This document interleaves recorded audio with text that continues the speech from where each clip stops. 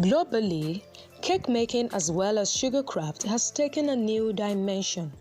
Nigerian bakers are not left behind in this trend of creativity. When you compare what we have presented, I've had the privilege since I've joined to attend the international conventions in US. So, and when I look at what they are presenting and what we are presenting, I think we can compete favorably. Magnificent. I think it's a wonderful opportunity, especially for young people, to learn arts and crafts of baking and also to demonstrate their ability in craftsmanship. Well, the first impression I had actually is the fact that we complain about employment in Nigeria. We worry about government providing employment, but this tells you that there is no need for us to wait for government. People here are providing employment for young people. They are providing employment for themselves and generating income and also being able to feed their family. I think it's wonderful to develop the industry and make sure that the industry grows beyond what it is right at the moment.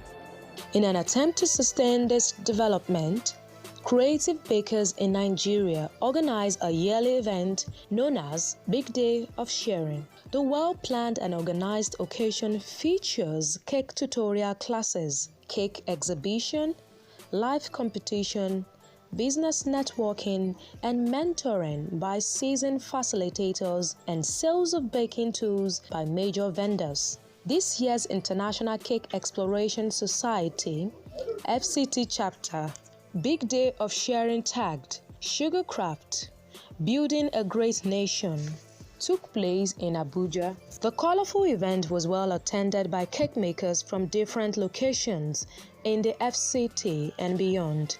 You may ask, what is really the Big Day of Sharing? It's a group of sugar artists, okay, promoting the act of sugar, and like our motto says, icing caring, everyone sharing. It's actually a place of building one another in the craft and then helping one, encouraging the upcoming ones to move the business. Usually we have our days of sharing, our meetings bi-monthly, but this one comes once in a year. This particular one, we have themed it Sugarcraft, Building a Great Nation. Yes, we want to tell the world that we can actually build our great nation, Nigeria, through sugarcraft. Now I'll give you an example. Now we bake, we buy a lot of products, and that's pumping money into the society. You know, our work has a lot of tentacles. This will impact a lot of people because in our profession, you find that the way you do a certain technique, you might find a better technique. Like there was a class I sat in, I knew what they were going to do, but the technique that was applied this time was a very simple one. So I was able to pick at least one thing from that particular class. And for those upcoming bakers, it is a way of encouraging them. It is a way for them to see that there is a whole lot in the sugarcraft world. The unveiling of the cake marked the opening ceremony of the event.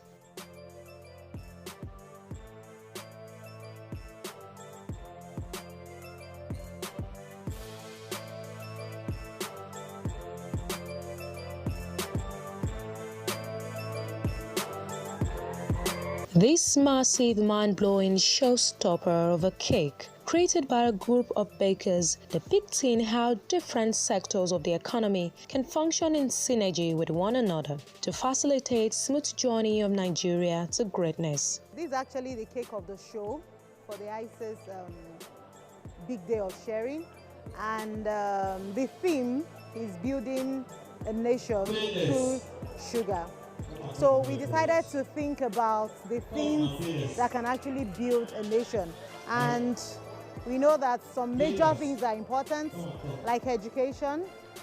That's the education, that's the school, and those are the children going to school. And without education, we actually nowhere in the nation. And also we have very good road, that's infrastructure. We have other things we could display for infrastructure, but we know that in Nigeria, our nation, we have very good roads. Then also the health sector is very important, because the truth is a healthy nation is a safe nation. Okay, so our health department, that's the hospital, and you can see our wonderful sugar ambulance. You could see the electricity. We're trying to portray electricity. We have good street lights.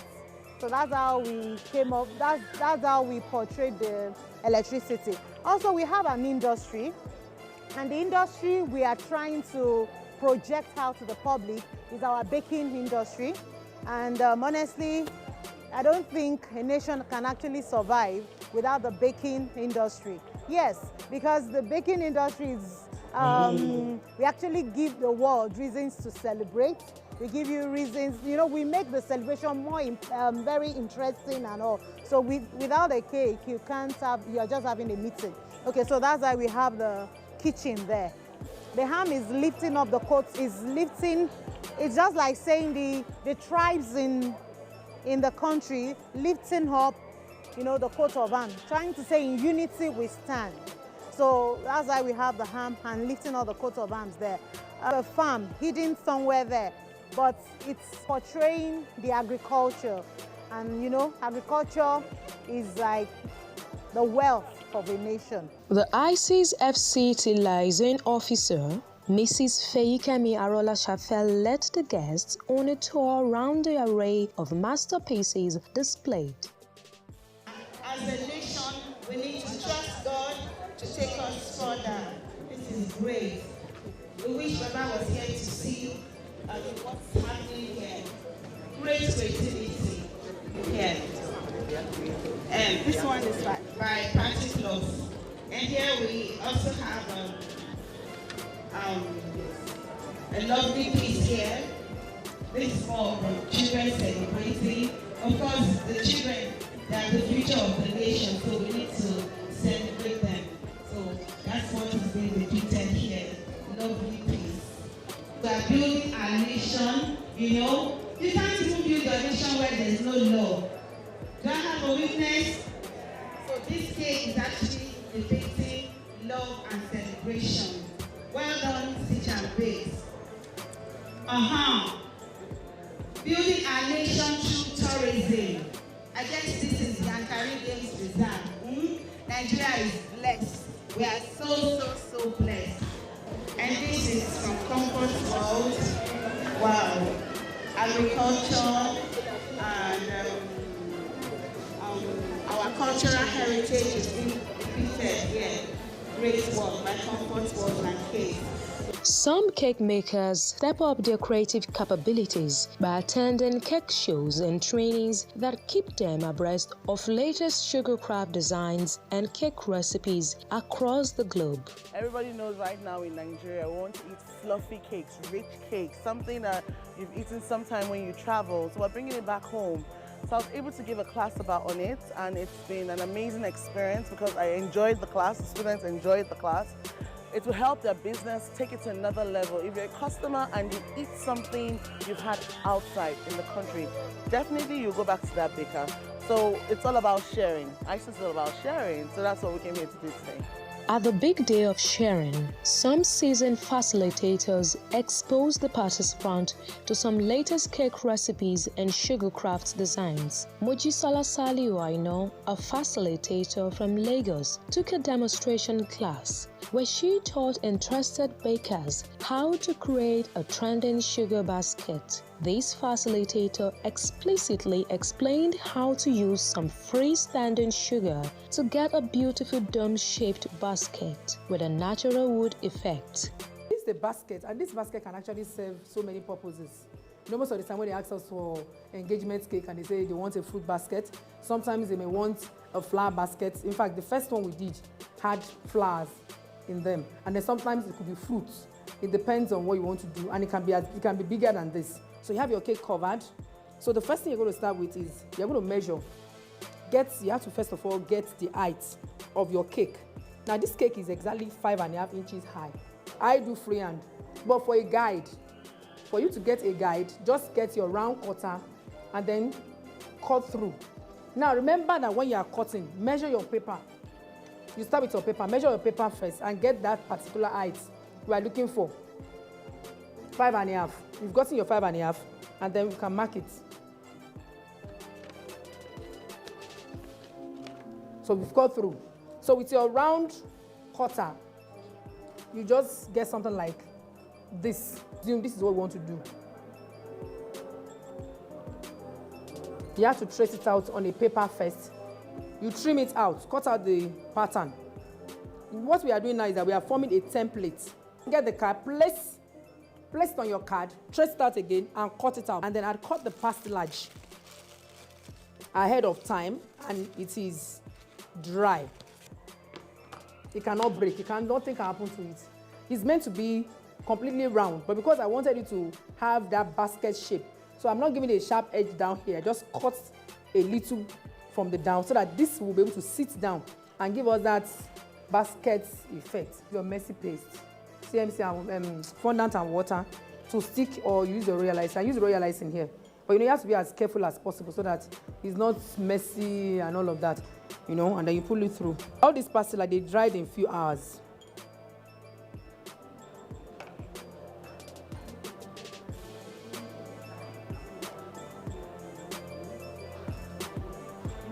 So you can see the bottom that I slashed is sitting. If it were sharp, it won't sit.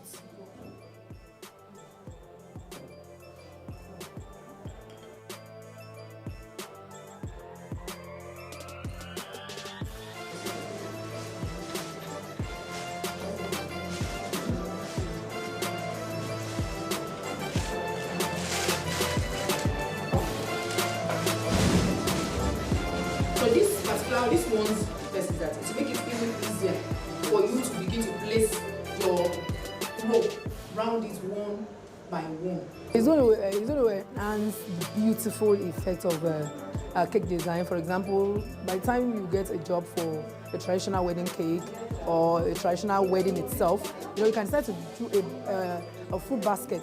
So it's not the conventional fruit basket we are all used to. This time around is a more beautiful, natural effect, real-looking, lifelike, real-looking basket. In fact, some of the people are asking me, are they going to cut this cake? It's be so natural. I said, they're going to cut it. So that's actually, we're trying to be trendy, putting all our art into place and then giving the money's worth back to our customers. Another demonstration class was handled by Feikemi Arolashafe. She exposed the class to achieving a crinkle effect on fondant icing. If you don't ensure that it's not stuck, by the time by the time you roll, you won't be able to eat it, and you just discover that you just done a foolish man's labor. That will not be your portion. So I'm going to start like midway. And then, oh my God.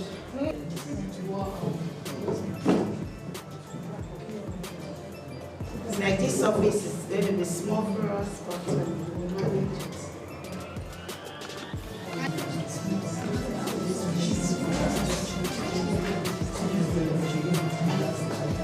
You see? I told you.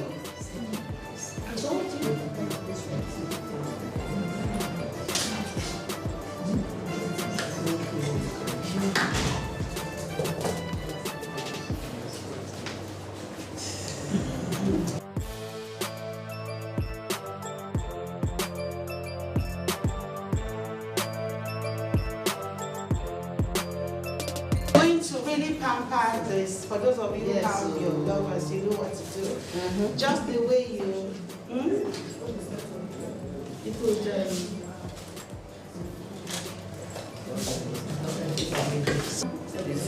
design you want to place on it is up to you. You could do a description. You could have your topper with description on it. You could have your flowers. Hands-on yummy dessert class was taken by Chioma Umbama. She revealed some amazing dessert recipes that cake makers can use to retain their clients. She dwelt more on white velvet cake with a unique whipped cream decoration. If you want to do ganache, you can do 400 grams of chocolate, Then the whipping cream, liquid whipping cream now, you're not using powder. Some participants actually followed her practical steps to decorate their cakes. The joy at their success knew no bound as they celebrated with the facilitator.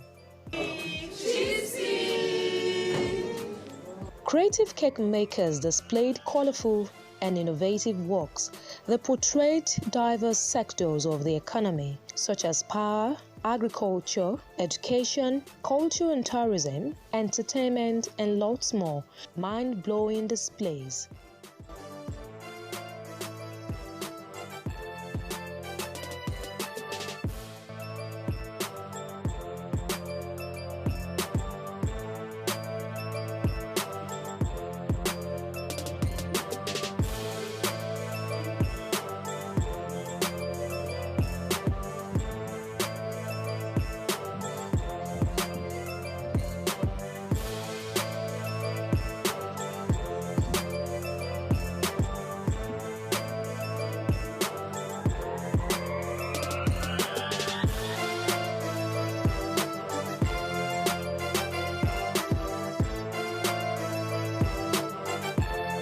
Nigeria, with our beautiful buildings around us, is part of what developed a country.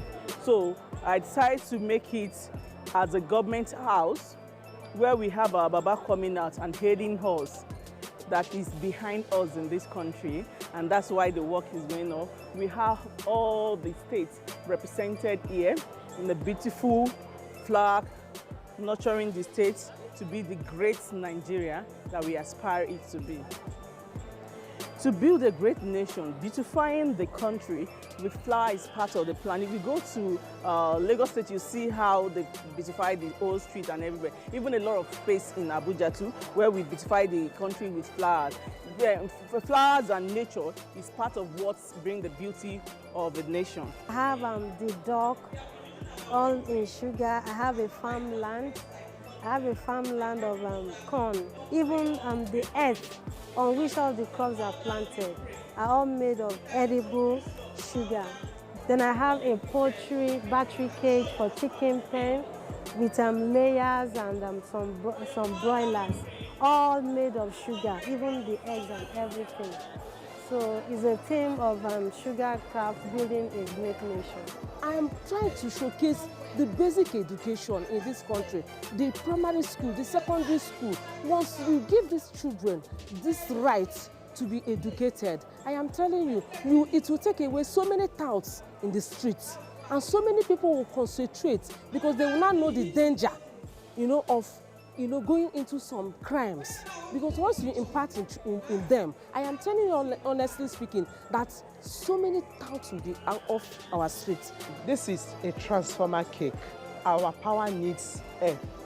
We need to revive it. If they can fix power, a lot of things will take in place. If you can see, I wrote Power Nigeria to Greatness. This is a sugar work.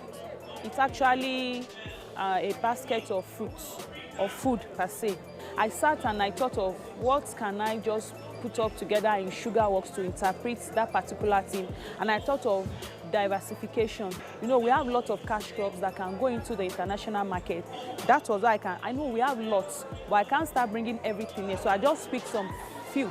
And as you can see, I labeled it. We have oil palm, we have ginger, we have sugar cane, we have yam, we have maize, cashew, our cocoa, kola nuts, groundnuts, beans, which is also cowpeas, and cassava. We have a whole lot of good things that we can grow and take it to the international and even grow our economy. What we had in mind by doing this cake is culture, Nigeria culture. So we try to pick some aspects of the culture.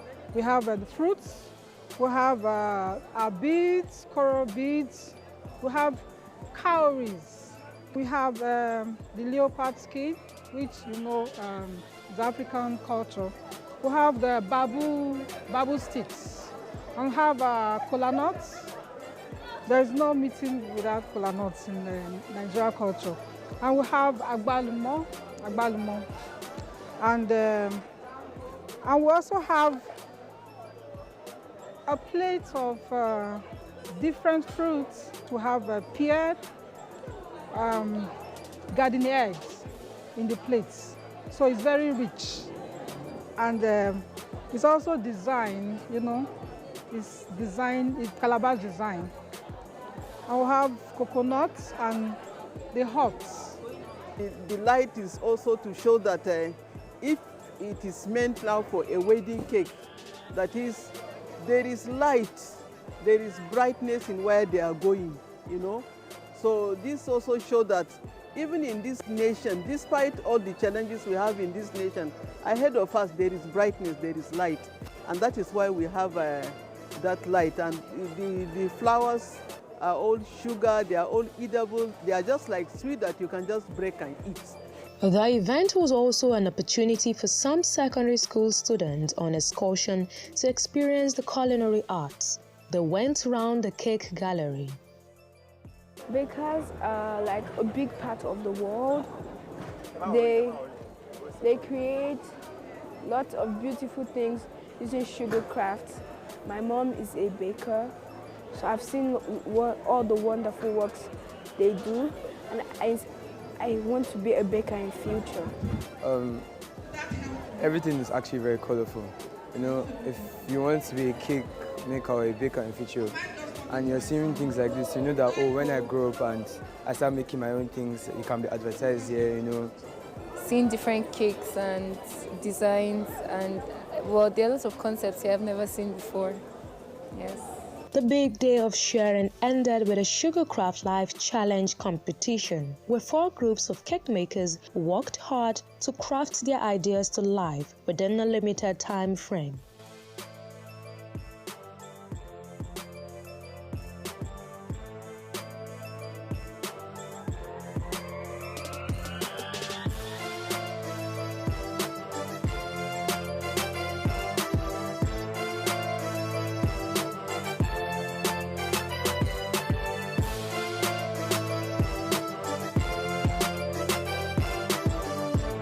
A group emerged winner after the competition. Abuja Federal Capital Territory 2019 International Cake Exploration Society Life Challenge Competition. CJ!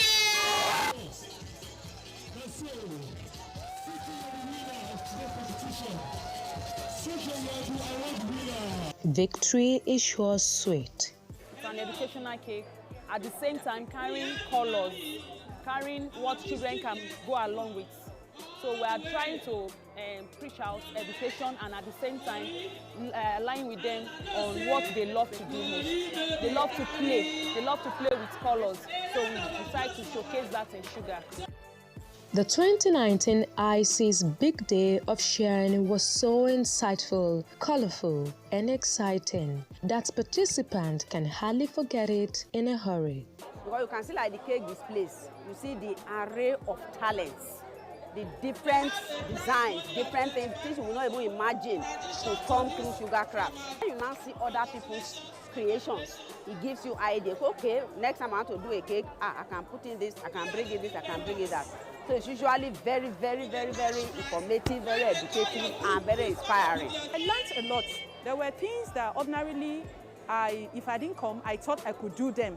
But when I came for the classes, there were other easier ways that I found that I could do, and then faster ways. And I bonded with people, I shared ideas, and then learned a lot, and also connected with people who were higher than me. Are you ready? Are you ready?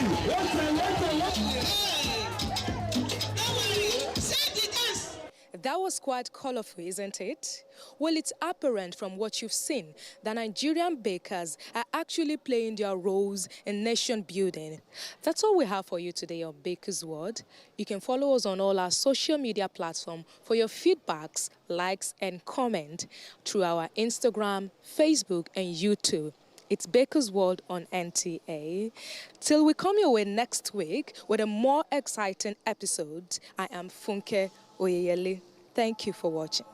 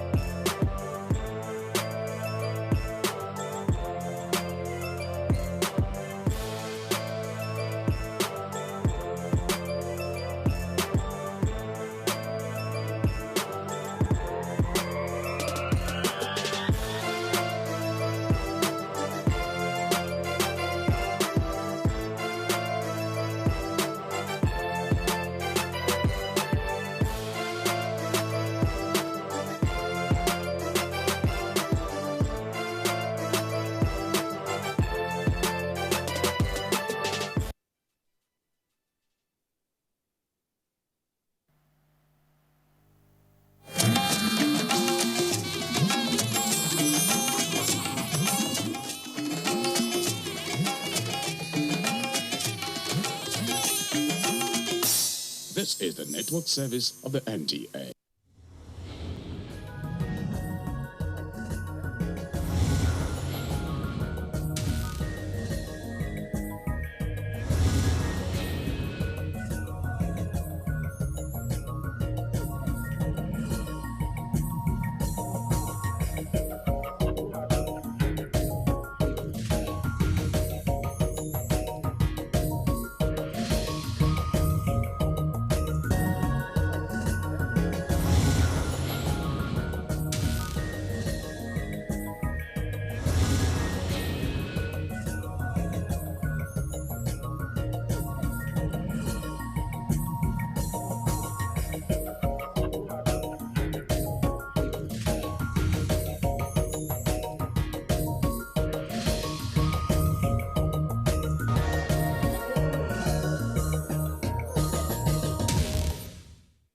Almighty God, creator and ruler of heaven and earth, we beseech thee to inspire and guide all our counsels and actions so that we may always walk in the path of justice, love, and charity to one another. Help us with thy grace to do only those things that will promote the unity, peace, happiness, and prosperity of Nigeria.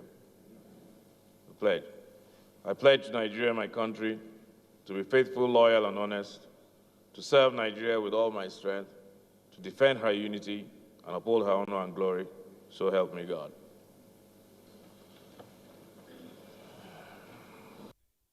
Mr. Speaker, I have a petition from one of my constituents, Mr. Chukwuka, against the Union Home Service and Loans Limited over non-disbursement of investment funds.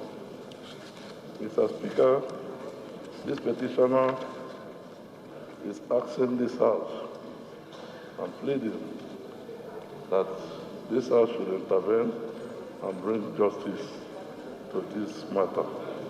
Mr. Speaker, may I submit my petition? Thank you.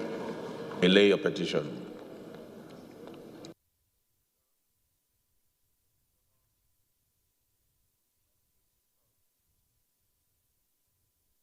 Thank you, Mr. Speaker.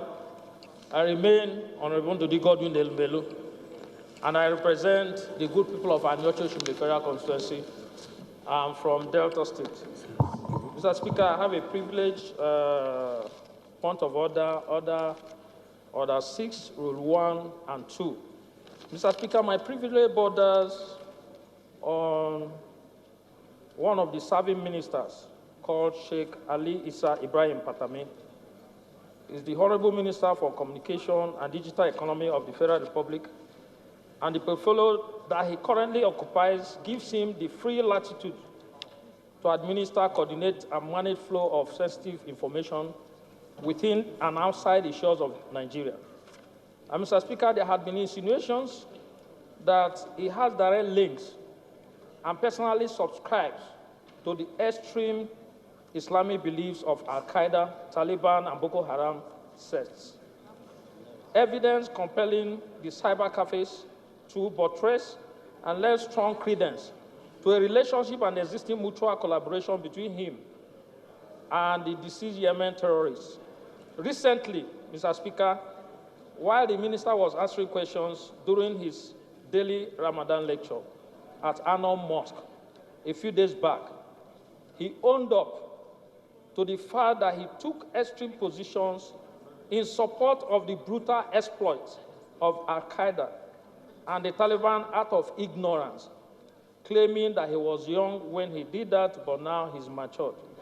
Mr. Speaker, my worry is that I'm a serving member of this chamber, and for the past few days, I've been inundated with calls from my constituents, claiming that if it is right that this House, that they've always seen talk about insecurity, can sit on this floor and tolerate the fact that a serving minister, where there are allegations of him being a member of Al-Qaeda or Boko Haram, owned up and said that he did whatever he did because as at that time, he was a youth. And he's still serving in this administration. Mr. Speaker, I feel that it would be out of place for me to sit here and allow this chamber not to speak about it and totally call for his resignation or suspension. This is my submission, Mr. Speaker. Your point of order is well noted. As you know, underprivileged, we don't debate such issues if it comes under privilege. Thank you.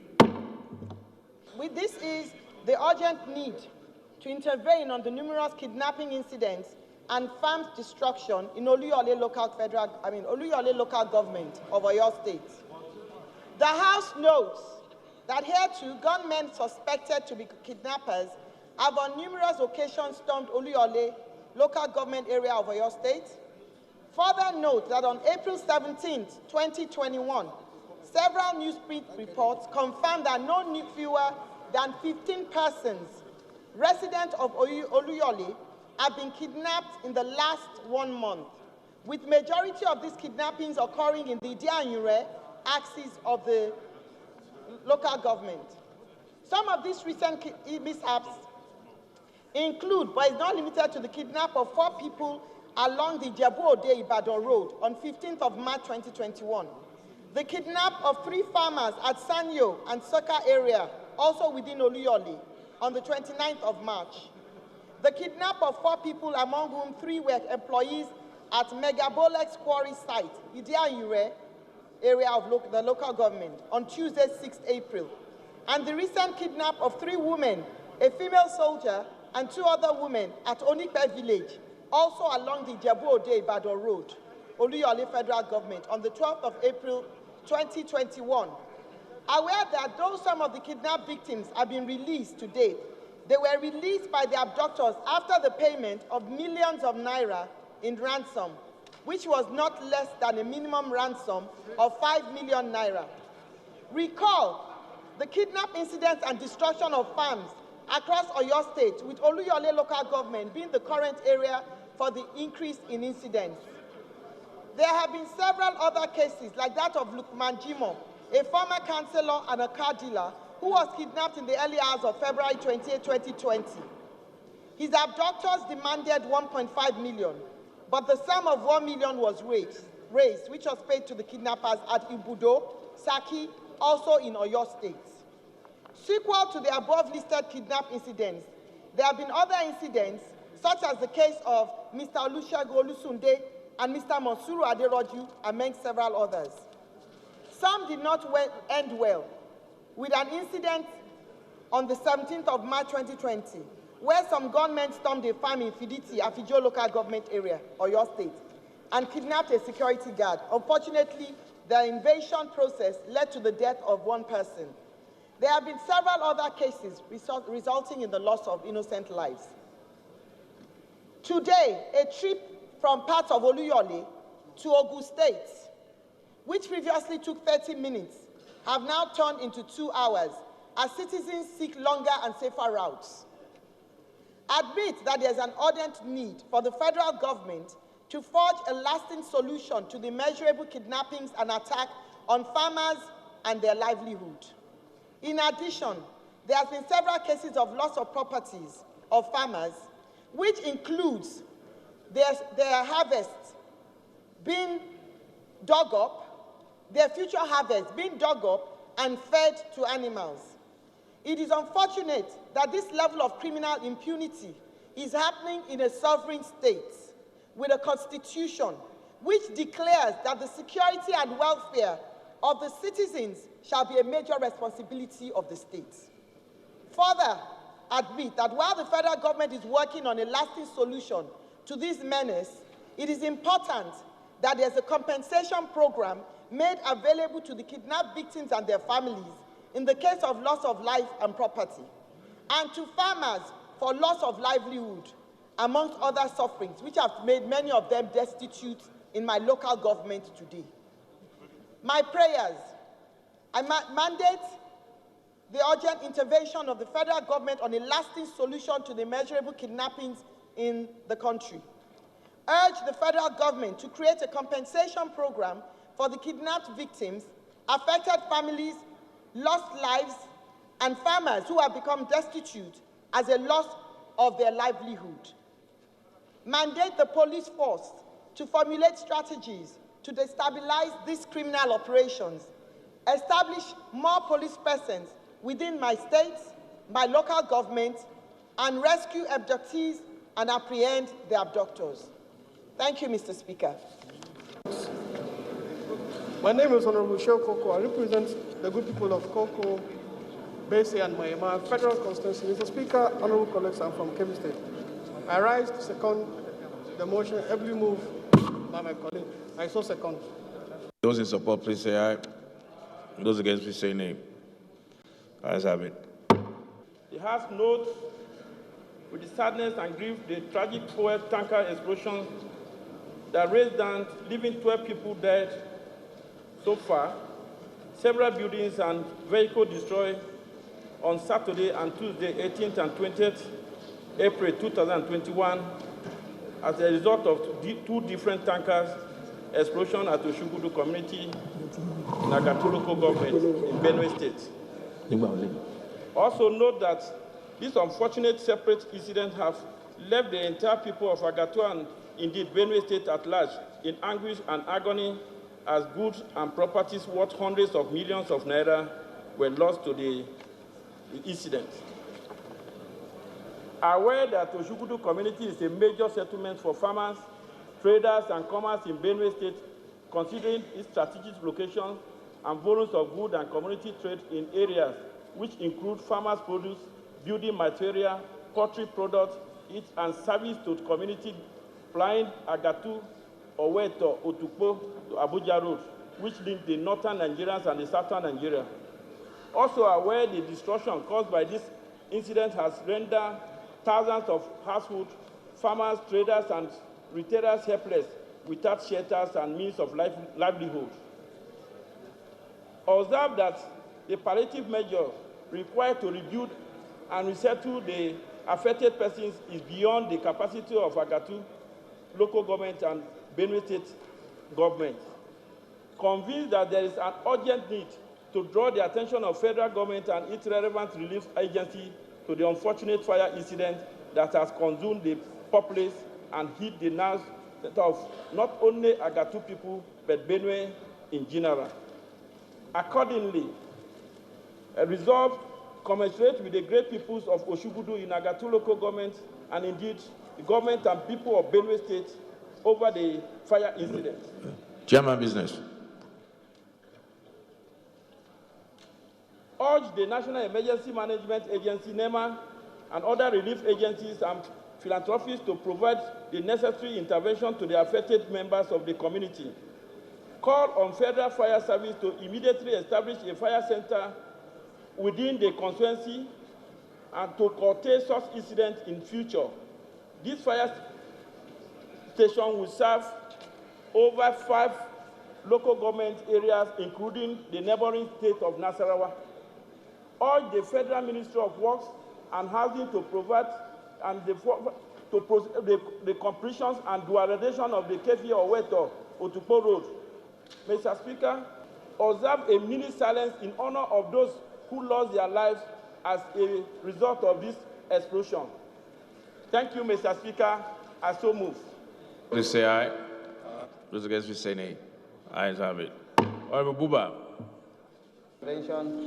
Honorable bank agencies. Mr. Speaker, honorable colleagues, I want to plead that we suspend our relevant rules so that I can take this matter as very important and urgent. To second the motion moved by my honorable colleague. I so move. I so second. Thank you, sir. In the early hours of 9th April 2021, suspected Boko Haram insurgents who came in their numbers attacked Corporate Village, a community in my ward, in Hon local government area of Adamawa State.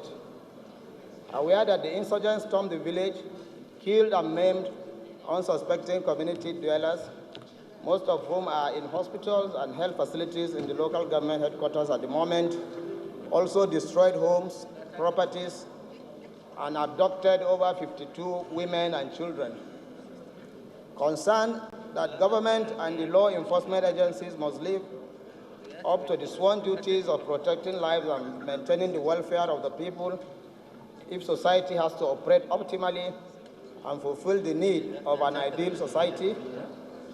The House resolves to urge the federal government to, through the Northeast Development Commission, NEDC, and the National Emergency Management Agency, NEMA, and the Ministry of Humanitarian Affairs to provide relief materials to the victims of the affected community. The House also called on the Nigerian Army and other relevant security agencies to improve on their operations in the zone in order to forestall any further attacks on any of the communities in the Northeast. The House called on the Nigerian Army to establish a brigade in Mubi and a battalion in Gombe to increase military presence in the area. Mandate the House committees on Northeast Development Commission, National Emergency Agency, NEMA, and Defense to ensure compliance. Finally, the House called for a 1-minute silence for the soul of those that lost their lives. I so move, Mr. Speaker. My name is Daya Linton, Mwokocha. I speak Isialangwa North, Isialangwa South Federal Constituency. I'm from Abia State. Mr. Speaker, I rise to second the motion ably moved by my colleague. I have by second. 1,678,715,061,014 naira only. The Nigerian Customs Service expected revenue from the 7% collection and 60% from the Comprehensive Import Suspension Scheme in the sum of 257,183,671,694 naira 71 kobo only, out of which 99,719,722,681 naira 71 kobo only is for personnel cost, while the sum of 19,530,769,000 naira only is for overhead costs, and the sum of 137,933,270,013 naira only is for capital cost of the Nigerian Customs Service for the year ending 31st December 2021. Standing in the name of Honorable Leke Abejide Joseph, Honorable Abejide is invited to present the report. I move that the House do receive the report of Committee on Customs and Excise on the issue from the Statutory Revenue Fund of Nigerian Customs Service, the total sum of 1,678,715,061,014 naira only. The Nigerian Customs Service expected revenue from the 7% collection and 60% from the Comprehensive Import Supervision Scheme, CISS, is the sum of 257,183,671,694 naira 71 kobo only, out of which 99,719,722,681 naira 71 kobo only is for personnel cost. While the sum of 19,530,769,000 is for overhead cost only. And the sum of 137,933,217,013 naira only is for capital cost of Nigerian Customs Service for the year ending 31st December 2021. I so move. Thank you. My name is Honorable Otumba Adewumi Oriyomi Ononuga. I represent the fabulously united people of Ikenne, Shagamu, Remo North. Mr. Speaker, my respected colleagues, I am from Ogun State and I rise to second the presentation of report ably presented by Honorable Leke Abejide. I so second. The sum of 52,655,863,832 naira only is for capital projects of the Federal Inland Revenue Service for the year ending 31st December 2021. Standing in the name of Honorable James Abiodun Faleke. Honorable Faleke is invited to present the report. My name is James Abiodun Faleke. I represent Ikeja Federal Constituency. I'm from Lagos State. Mr. Speaker, I rise to read that the House will receive the report of Committee on Finance on the issue from the Statutory Revenue Fund of the Federal Inland Revenue Service for the total sum of 216,646,579,271 naira only, out of which the sum of 107,521,496,984 naira only is for personnel cost, while the sum of 56,469,218,415 naira only is for overhead cost, and the sum of 52,650 naira 5,863,832 naira only is for capital project of the Federal Inland Revenue Service for the year ending 31st December 2021. Mr. Speaker, honorable colleagues, I so move. My name is Honorable Jimo Olushola Ojubele, member representing the Abuja Federal Constituency. I hereby support the second reading of the report of the Committee on Finance. Faleke, you may lay your report. The third business of the day is presentation of 6 reports of the Committee on Public Petitions, standing in the name of Honorable Jerry Alagbaso. Honorable Alagbaso is invited to present the report. Thank you, Dr. Former Speaker and my colleagues. Honorable Speaker, I rise to present 6 reports on behalf of the members of the Committee on Public Report, Petition, and myself. Mr. Speaker, the first report is a report on the petition by UC Oparugu and Co. against the Nigerian Police and Police Service Commission on the lawful dismissal of Madi Collins. 2, report on the petition of non-inclusion for ongoing final settlement pay of and terminal benefits. The Nigerian Railway Schedule Staff against the Federal Ministry of Aviation and Federal Airport report.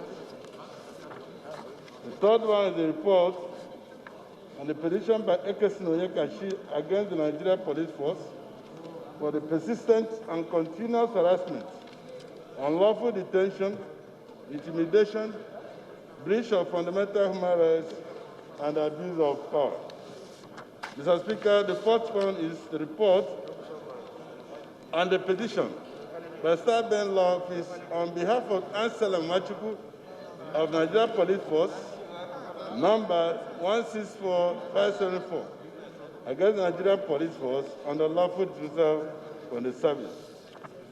The fifth report, Mr. Speaker, is on the petition for justice and protection, an appeal for the payment of the sum of 17,640,000 17,640,000 naira, being the arrears of salary and entitlements owed to displaced search and rescue marshals of Nigerian Maritime Administration and Safety Agency, written by S.O.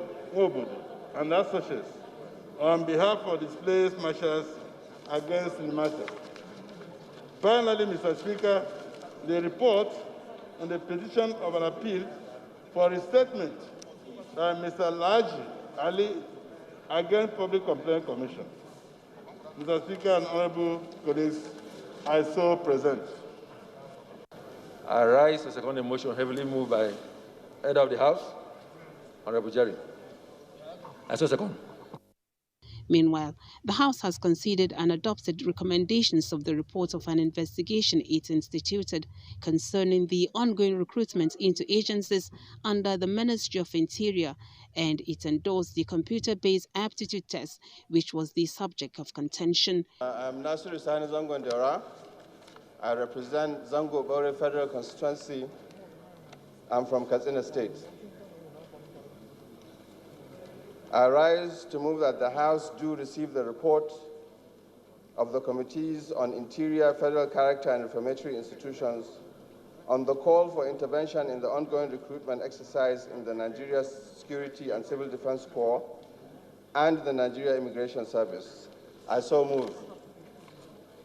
I hereby move that the House do receive the report of the Committee on AIDS Loan and Debt Management on the request for the approval of external loans to finance the priority projects of the federal government of Nigeria.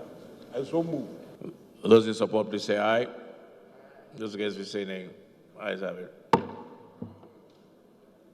May lay your report. Thank you, Mr. Speaker. My name is Jima Ibrahim Olajide, Establishment of Federal Capital Territory, Urban Development and Planning Commission for the purpose of formulation and preparation of physical development plans and the improvement of social amenities within the Federal Capital Territory and for related matters. And so move, sir. Thank you. Mr. Speaker, I rise to second the motion for the second reading for a bill for an act to provide for the establishment of the Federal Capital Territory Urban Development and Planning Commission. Mr. Speaker, I so move, sir. The Federal Capital Territory FCT Urban Development and Planning Commission for the purpose of formulation and preparation of physical development plans and the improvement of social amenities within the FCT and for related matters. Second reading.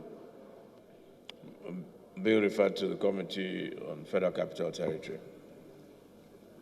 Fourth order of the day is commencement of debate on the general principles of a bill for an act to establish the Federal Medical Center, Hong, Adamawa State, and for related matters, standing in the name of Honorable Yusuf Buba. Honorable members will recall that the bill was read the first time on Tuesday, 23rd March 2021, and I invite Honorable Buba to move that the bill be now read a second time. I represent Gombe Hong Federal Constituency from Adamawa State. Right Honorable Speaker, distinguished colleagues, I humbly solicit for your support as I lead this debate on the general principle for a bill for an act to establish the Federal Medical Center Hong in Adamawa State. The bill was read for the first time on Tuesday, 2nd March 2021. I so move, Mr. Speaker. I think it's straightforward. Those in favor, please say aye. Those against, please say nay. The ayes have it. Honorable Speaker, honorable members, a bill for an act to establish Federal Medical Center, Hong, Adamawa State, and for related matters. Second reading. Technology, applied science, management, and other fields of study, and to make provisions for the administration of such polytechnic and for related matters. Second reading. Bill referred to the Committee on Tertiary Education. Wednesday's plenary featured the passage at second reading of a bill seeking the establishment of Nigerian Maritime Trust Fund for the purpose of training and provision of equipment to the Nigerian Navy, sponsored by Representative Yusuf Gagdi, and a bill seeking to amend the Asset Management Corporation Act of Nigeria. Sixth order of the day is commencement of debate on the general principles of a bill for an act to establish the Nigerian Maritime Trust Fund for the purpose of training, provision of security equipment and related facilities, enhance the skills of the personnel of the Nigerian Navy, and for related matters standing in the name of Honorable Yusuf Adamu Gagdi. Other members will recall that the bill was read the first time on Wednesday, 16th of March 2021, and I invite Honorable Gagdi to move that the bill be read a second time. My name is Yusuf Adamu Gagdi. I represent Panshinkanke Kanam Federal Constituency, Mr. Speaker. I'm from Plateau State. I rise to move that a bill for an act to establish Nigerian Maritime Trust Fund and for the purpose of training, provision of security equipment, and for related matters to enhance the skills of the personnel of the Nigerian Navy and for other matters related be read for second time. Mr. Speaker, I so move. An establishment bill, so I don't think there's a need to debate. Is there anybody who wants to speak against the bill? The establishment of the Maritime Trust? Anybody? Those in favor, please say aye. Those against, please say nay. Ayes have it. Clerk, please move to read the long title.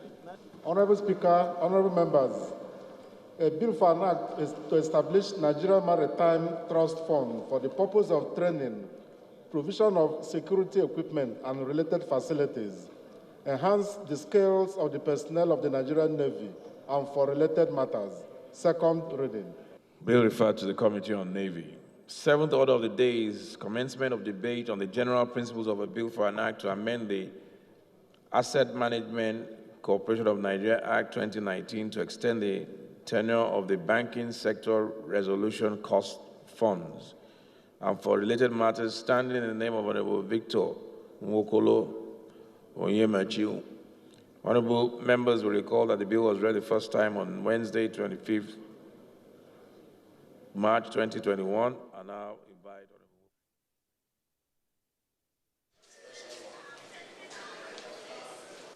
Hello and welcome. This is the program from the National Assembly, and I am Lami Ali.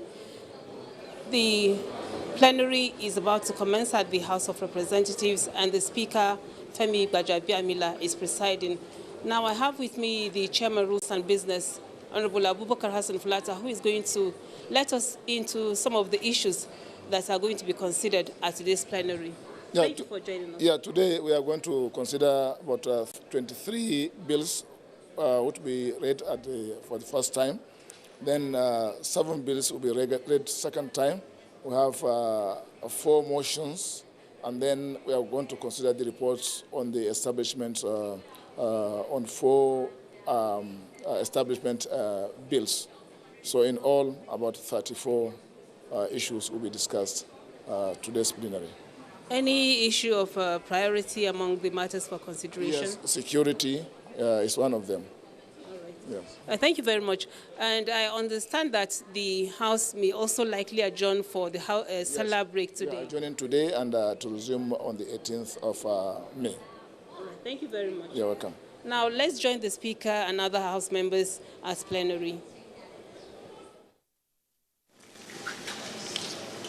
And died on 29 March at the ripe age of 76, and has since been buried according to Christian rites. I urge this House to observe a minute's silence in honor of the departed hero. May his soul rest in peace.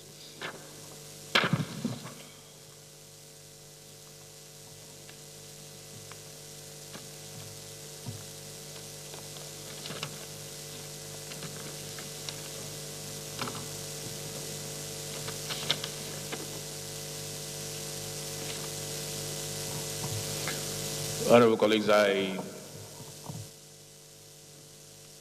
announce the death of the author of Nigeria's national pledge, Professor Mrs. Felicia Adebola Adedoyin. Professor Adedoyin, in June 1976, composed a national pledge for Nigeria while she was just 38 years old. According to her, she was propelled to write the pledge following questions by her children who had been used to reciting the Oath of Allegiance while in school in New York and the state pledge in Achimota School in Ghana. So these were the reasons why she came up with the idea of a national pledge. In September 1976, we will recall that General Olusegun Obasanjo decreed that all school children should recite the pledge conceived and originated by this great woman. And I believe same is being done in several government and private institutions. You will recall that at the inception of the 9th Assembly, we also adopted and resolved that at every sitting we will recite the national pledge. We will acknowledge that the national pledge, which she wrote, has remained one of the binding forces holding Nigeria together as a nation by imbuing upon the citizenry a genuine sense of patriotic obligation to the progress and unity of Nigeria. And she therefore deserves to be accorded utmost national respect, even in death. We all read this pledge every day. The words are very poignant, the words are very deep. They show commitment and loyalty to Nigeria. She passed away on the 1st of May, 2021. And I believe it's apt, right, that we observe a minute silence and that the House send a delegation from this hallowed chambers to pay a condolence visit to her family and the people and government of Oyo State.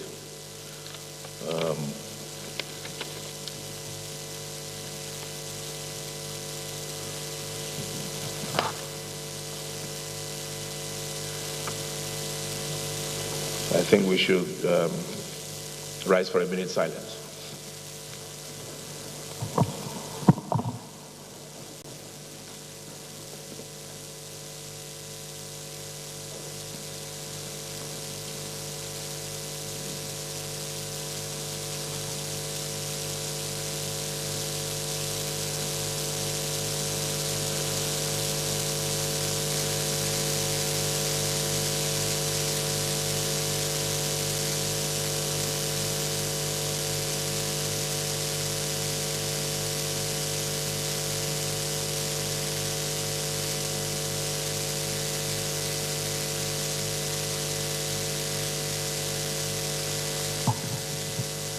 May the soul of the author of Nigeria's national pledge, Professor Mrs. Felicia Adebola Adedoye, rest in perfect peace. And may the soul of our departed former colleague, or former House member, should I say, Felix, welcome, rest in peace.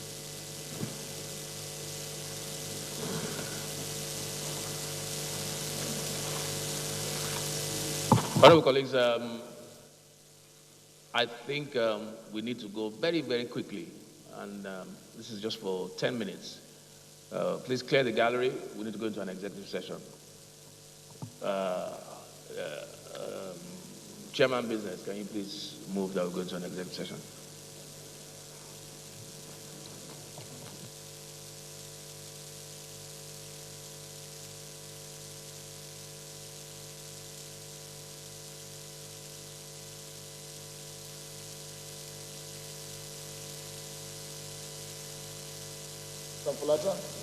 I represent Benue Krika Sama Agri-Federal constituency. Mr. Speaker, I'm from Lagos State. Mr. Speaker, I move that the House to dissolve into an executive session to consider issues. I so move, Mr. Speaker.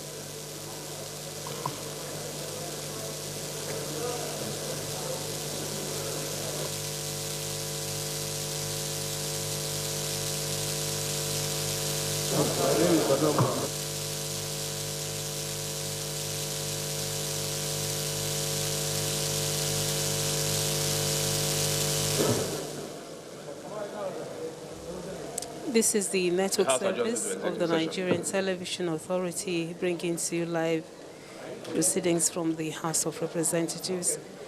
The Speaker, Femi Gbajabiamila, has just announced that.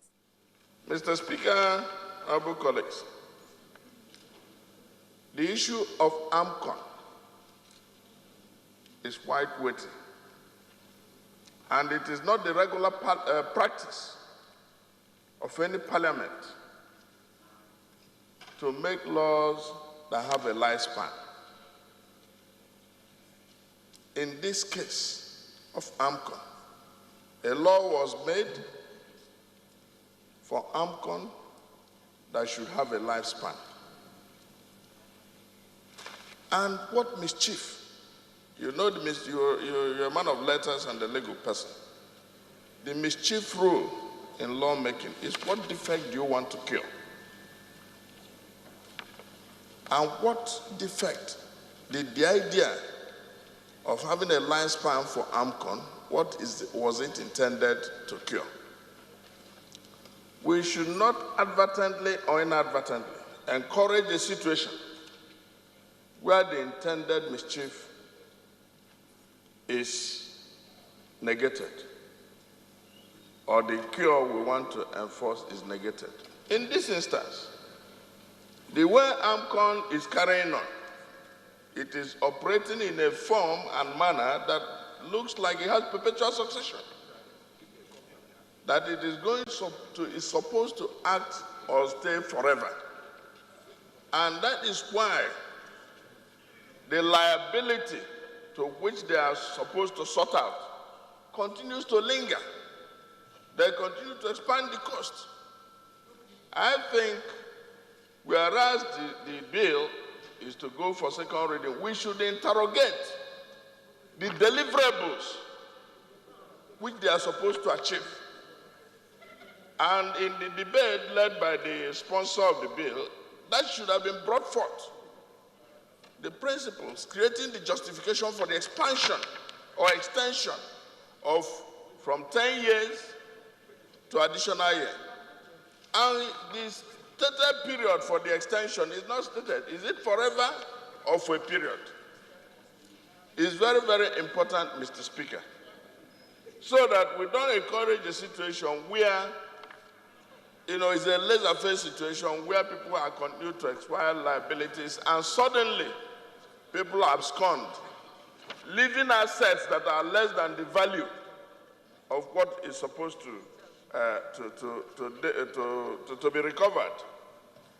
Then, Mr. Speaker, there are reasons why statutes, have when something should become a statute bad situation, or why you are given a time frame to register. Mr. Speaker, this thing has to do with due diligence. A prudent agency or arm of government, or even a private person who has gone to court to obtain the judgment, if you don't register it within the time frame, it should be statute barred. You cannot give perpetual lifespan, arrangement where somebody can go and register at any time. Otherwise, it will be subject to mischief and trading. People can begin to trade with it, and if that constraint is not sustained, and we cannot advertently make exceptions in laws where, you encourage some conflict of laws, where in some jurisdictions there's statute bad and then you have exceptions. No. We can, an entity that has a lifespan cannot inadvertently be given a clause that allows it to play. So I think we need to be careful in extending that you can register, if you obtain a judgment, you can register it in 2 years or 3 years. No. There has to be a time limit. And it has to do with due diligence. We created the Banking Act. And now you see a laissez-faire situation where there is intervention, like the CBN is running a parallel economy. What the chairman of judiciary raised is very important. Even when it has been passed around and we've not read it, members should be encouraged to interrogate it so that we have knowledge-based input into our statutes and legislation. So I think, whereas the intendment is okay for the entity to operate better, and the public hearing, some of these issues for amendment that have been raised, they ought to be interrogated to ensure the quality of delivery. And I do not think a situation where AMCON will have any extension cannot be up to 10 years anymore. It has to be, they must have to account for what they are supposed to deliver within the last 10 years. And what was the justification for the initial 10 years? What is the justification for this extension that has no time limit? So I thank you so much, and I think you should go for second reading so that Nigerians and the public will have the opportunity of interrogating the clauses. Thank you very much. Your main points. But what is curious to me, what I would like to interrogate is why, because what you're talking about in law is a sunset clause when you have legislation that sets a time frame. But the question for me is, why was AMCON even given 10 years in the first place? Because for me, I don't think there should have been such a limitation, because what is the work of, what are the functions of AMCON? Is it that after 10 years, what AMCON was supposed to do no longer exists in Nigeria? Is it that the cure, everything has been cured perpetually? I don't think so. Those things will continue. People will continue to owe banks, people will continue to default. So I don't know that, and in the area of registration, I don't understand how you can say, if I get a court judgment, my court judgment becomes a nullity because either by indolence or whatever reason, that there can be a myriad of reasons, I am unable to register in 6 months.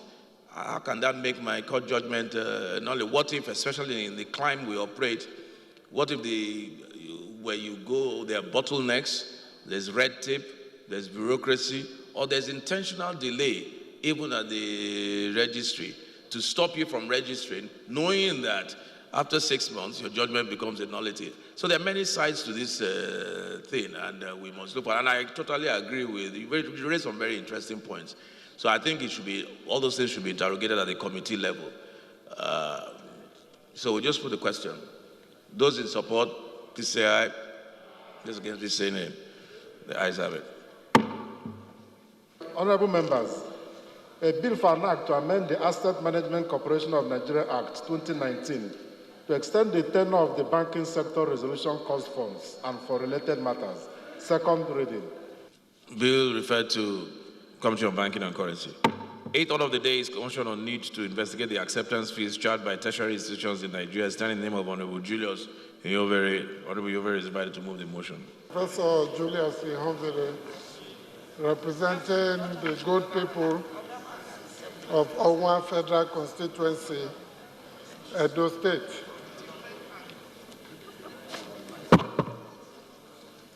I rise to move a motion on the need to investigate the acceptance fee charged by tertiary institutions in Nigeria.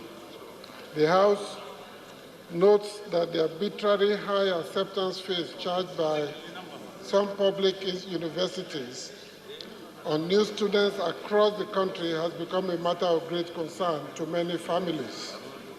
Also knows that amid the rising frustrations over the exorbitant fees, indigent families of new students that are forced to pay the acceptance fees are bemoaning the unusual astronomical increases against the backdrop of the fact that federal universities are supposedly tuition-free.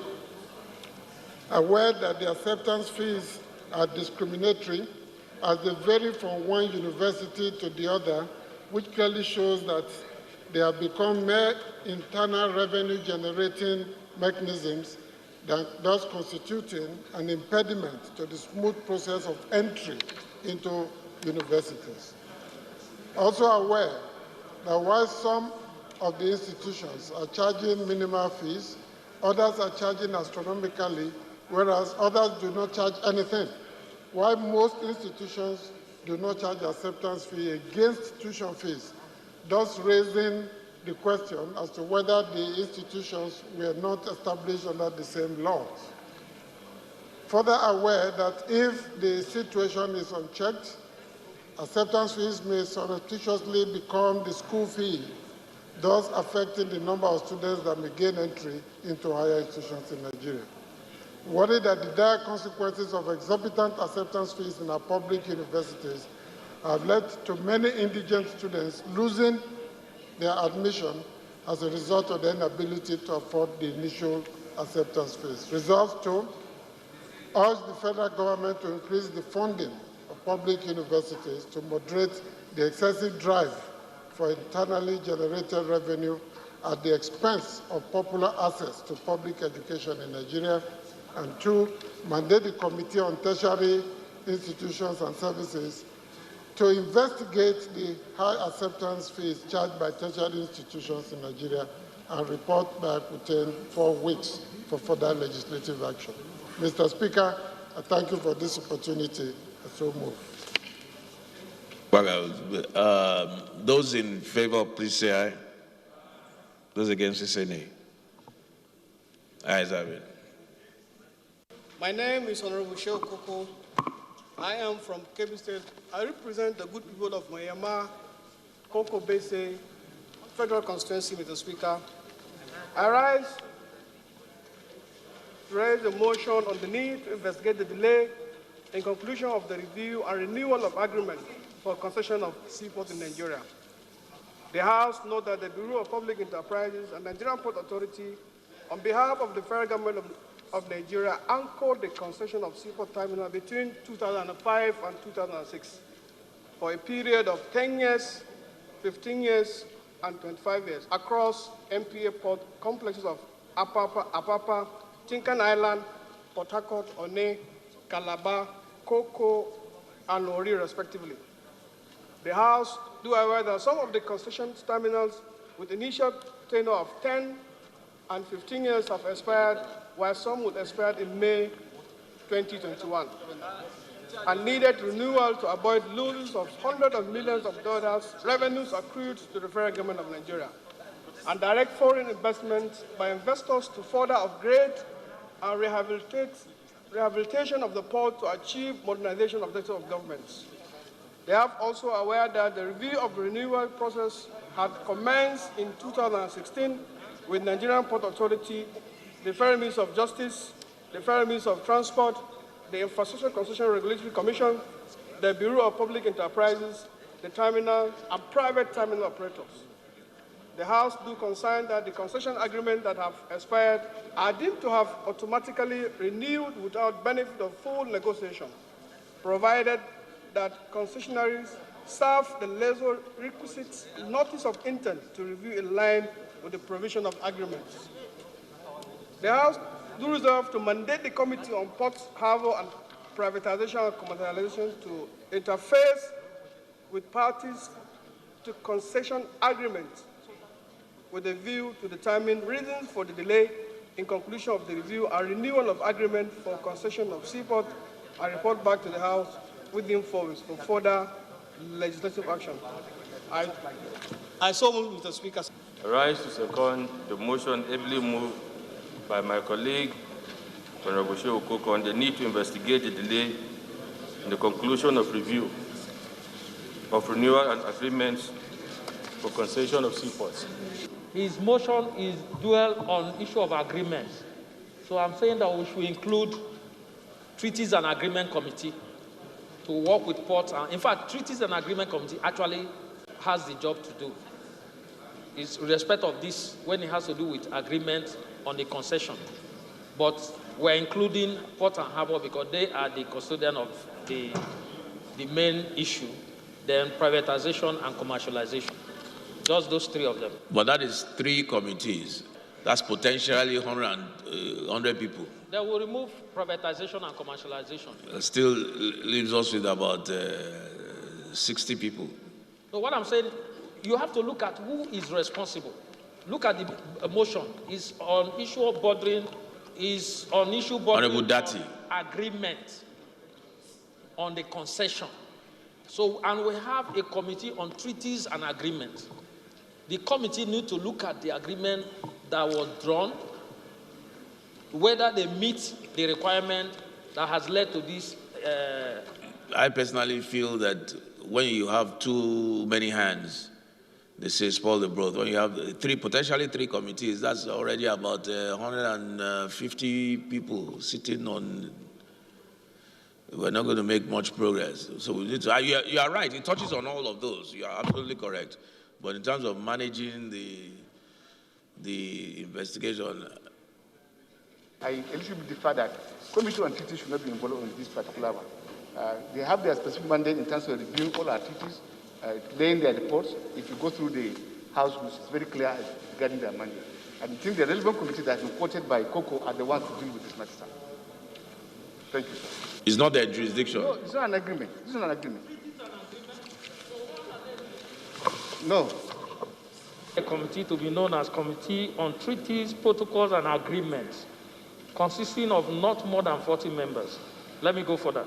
The committee's jurisdiction shall cover liaising with all relevant ministries, departments. They did say foreign departments and agencies of government before treaties are entered into by the federal government pursuant to Section 12 of the Constitution. So read Section 12 of the Constitution. Who are the people that they concessioned the ports? You see that Section 12 limits it. Yeah. No treaty between the Federation and any other country shall have the force of the law to the extent to which any such treaty has been enacted to the law. Then, 2, National Assembly may make laws for the Federation or any part thereof with respect to matters not included in the exclusive list for the purpose of implementing a treaty. A bill for an act of the National Assembly passed pursuant to the provision of the subsection 2 of this section shall not be presented to the President for assent and shall not be enacted unless it is ratified. Mr. Speaker, if you look at this provision and the issue of concession, they have not told us whether they are Nigerians. They have not, I'm serious, they have not told us whether those who benefited are Nigerians. And that is why I strongly feel that treaties and agreement committee should be part of it, and it will not cost us anything for them to go through it. Okay, so do you agree that the agreements referred to in the House rules and the rules talks, do you agree? Do you agree? It's just like the Chinese treaty that we entered. Yeah. Yes. Where people thought that those who were doing it were local interests. But eventually when we found out that the loans were meant to be taken from abroad. So if this yes, that's international. Mr. Speaker, can you please tell me who are the concessionaires? If you know. No. I want to take it state by state. Wait. Honorable, do you agree? We are saying almost the same thing. Okay, so you agree. Because the people who benefited, go and check, Mr. Speaker, and quote me right, they are not Nigerians. I'm addressing the Speaker. He has not said otherwise.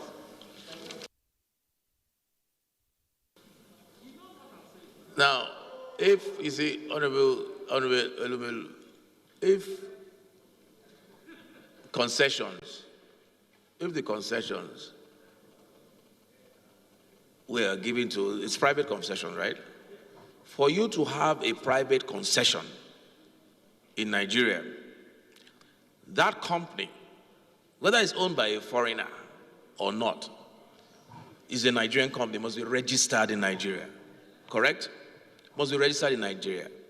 So that agreement between the federal government and that company that is registered in Nigeria is a domestic agreement. It's not international. International that is referred to is country to country or some entity sitting in another country entering into an agreement with with Nigeria. So, no, I don't want to put the question. He has to, whatever has to be seconded, unless he wants to withdraw it. There's a process. So, Honorable, do you concede to superior argument? We may be able to bring in they have sufficient capacity to do that. Who heads the Committee on Treaties and Protocol? What party is?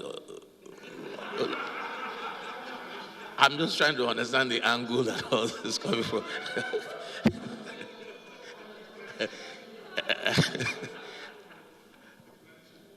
Honorable Sala, you want to second the amendment? Okay, no, before ordinarily they should just second it straight, but if it's an explanation, I'm interested in this issue. Section 12 of the Constitution is talking about treaties and agreements that needs to be domesticated by the Parliament. This is a trade agreement. This is a bilateral, within domestic trade agreement within agencies. At best, maybe Ministry of Trade and Industry or Justice Department that will prepare the document to protect the interest of the government, but not something that needs to be domesticated. Trade agreement, these are things that happen every time. No, you are correct. I mean, So I think bringing this is a contract. It's a contract agreement. At best, the Ministry of Justice will fine-tune it, protect the interests of the country. No, you are right, Honorable But Sada. when we bring the Committee on Trade and Agreement, it's not something that should be brought to the House for domestication. I rise to second the motion ably moved by minority leader of this House. Mr. Speaker, I so second. I'm just trying to get straight to the point. Those against the amendment, please say aye. Those in favor of the amendment.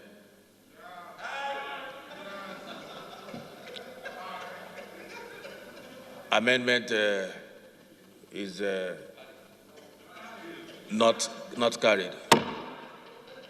Those in favor of the motion as not amended, please say aye. Those against, please say nay.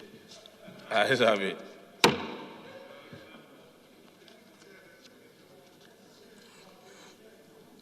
The need to rehabilitate dilapidated roads in parts of Sokoto State, as raised by Representative Mohammed Bargaja, was supported by the lawmakers. My name is Mohammed Bargaja, member representing East Suburban Federal Constituency. I'm from Sokoto State. I raised to move the motion for the need to rehabilitate the dilapidated road from Isa to Corner Isa in East Suburban Federal Constituency of Sokoto State. Note that the road from Isa to Corner Isa is connecting Sokoto and Zamfara State. It's constructed in the early 80s during Shagara administration. It has been useful for the transportation of people, goods, and facilitate commercial agricultural activities in Sokoto and Zamfara State. What is that the 8 kilometers road, 6 fronts of the road, has not witnessed any form of rehabilitation since its construction. This fact is significant in the boosting economic activities between the two states.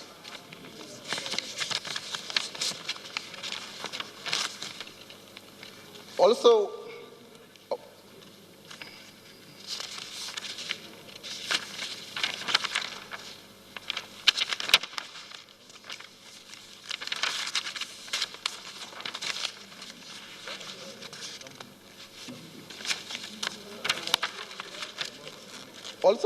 Also, what is that? The abandonment of the road adversely affecting the means of livelihood of the inhabitants of the communities, thus making criminal to make undue advantage of each state and perpetrate their heinous activities. Resolve, urge the Federal Road Maintenance Agency to rehabilitate the liquidated road portion of the road from Isa to Corner Isa to enhance the livelihood of the inhabitants of the communities. 2, mandate the Committee of Federal Road Maintenance Agency to ensure implementation. Thank you, Mr. Speaker. Okay, so just for the question, this is an infrastructure motion. Those in favor, please say aye. Those against, please say nay. Ayes have it. 12th order of the day is a motion on the need to prevail on just electricity distribution company to restore power supply in the communities of Darazo, Ganjua Federal Constituency, standing in the name of Honorable Mansour Manu Soro. Honorable Soro is invited to move the motion. I rise this afternoon to move a motion on the need to prevail on the Jos Electricity Distribution Company, JEDCO, to restore power supply in the affected communities of Darazo, Ganjua Federal Constituency of Bauchi State. The House notes that the provision of electricity is critical to the socio-economic development, aware that private companies are empowered by the Electricity Power Sector Reform Act 2005 to participate in the generation and transmission of electricity. And in this case, the Jos Electricity Distribution Company is responsible for the distribution of electricity in Darazo, Ganjua Federal Constituency of Bauchi State. Observes that communities of Yule, Don, Vadoromo, Dorgomi, Dabe, Gire, Daben Kaswa, Jagingo Company Tampulani, Zaganga, Gajra Company Kutare, Gamadadi, Gidangona, Welo, Kare Kare, Marga, Agago, Konkia, Gavarin, Kiri, Kunchi, Tashayadi, Yumbunga, Dagagofes and Baba Esadi, Wahu Magumeri, Wahu Magume, Garelia Sa, Sauki, Bogawa, and Zaitudun Wada, and Yamba in Pafa, located on the Bauchi-Maiduguri Highway, have been living in darkness for the past 10 years. Commends the government of Bauchi State under the leadership of Senator Bala Abdul Qadir Mohammed, Gauram Bauchi, for its commitment through the State Ministry of Power to address challenges of this nature across the state. Worried that the residents of the affected communities are being denied the benefits associated with the provision of electricity due to the failure of the Jos Electricity Distribution Company to supply. The House resolves as follows: mandate the Committee on Power to interface with the Managing Director, Jos Electricity Distribution Company, to explain reasons behind its failure to supply these affected communities with power. 2, the House mandate the Committee on Legislative Compliance to ensure compliance. I so moved. Kazi Sarki is my name. I speak for the people of Katagon Federal Constituency. I am from Bauchi State. I rise to second the motion heavily moved by Honorable Mansour Manu Soro. I so second. Those in favor, please say aye. Those against, please say nay.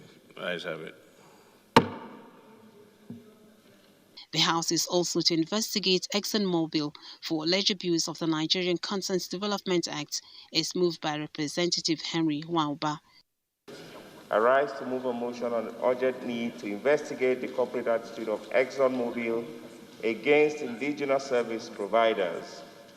The House notes that ExxonMobil and its affiliates are involved in the exploration and production of crude oil and natural gas and operate joint venture concessions and deep water production with significant investment in Nigeria and has been a committed partner with the federal government in her drive for socio-economic growth of the nation.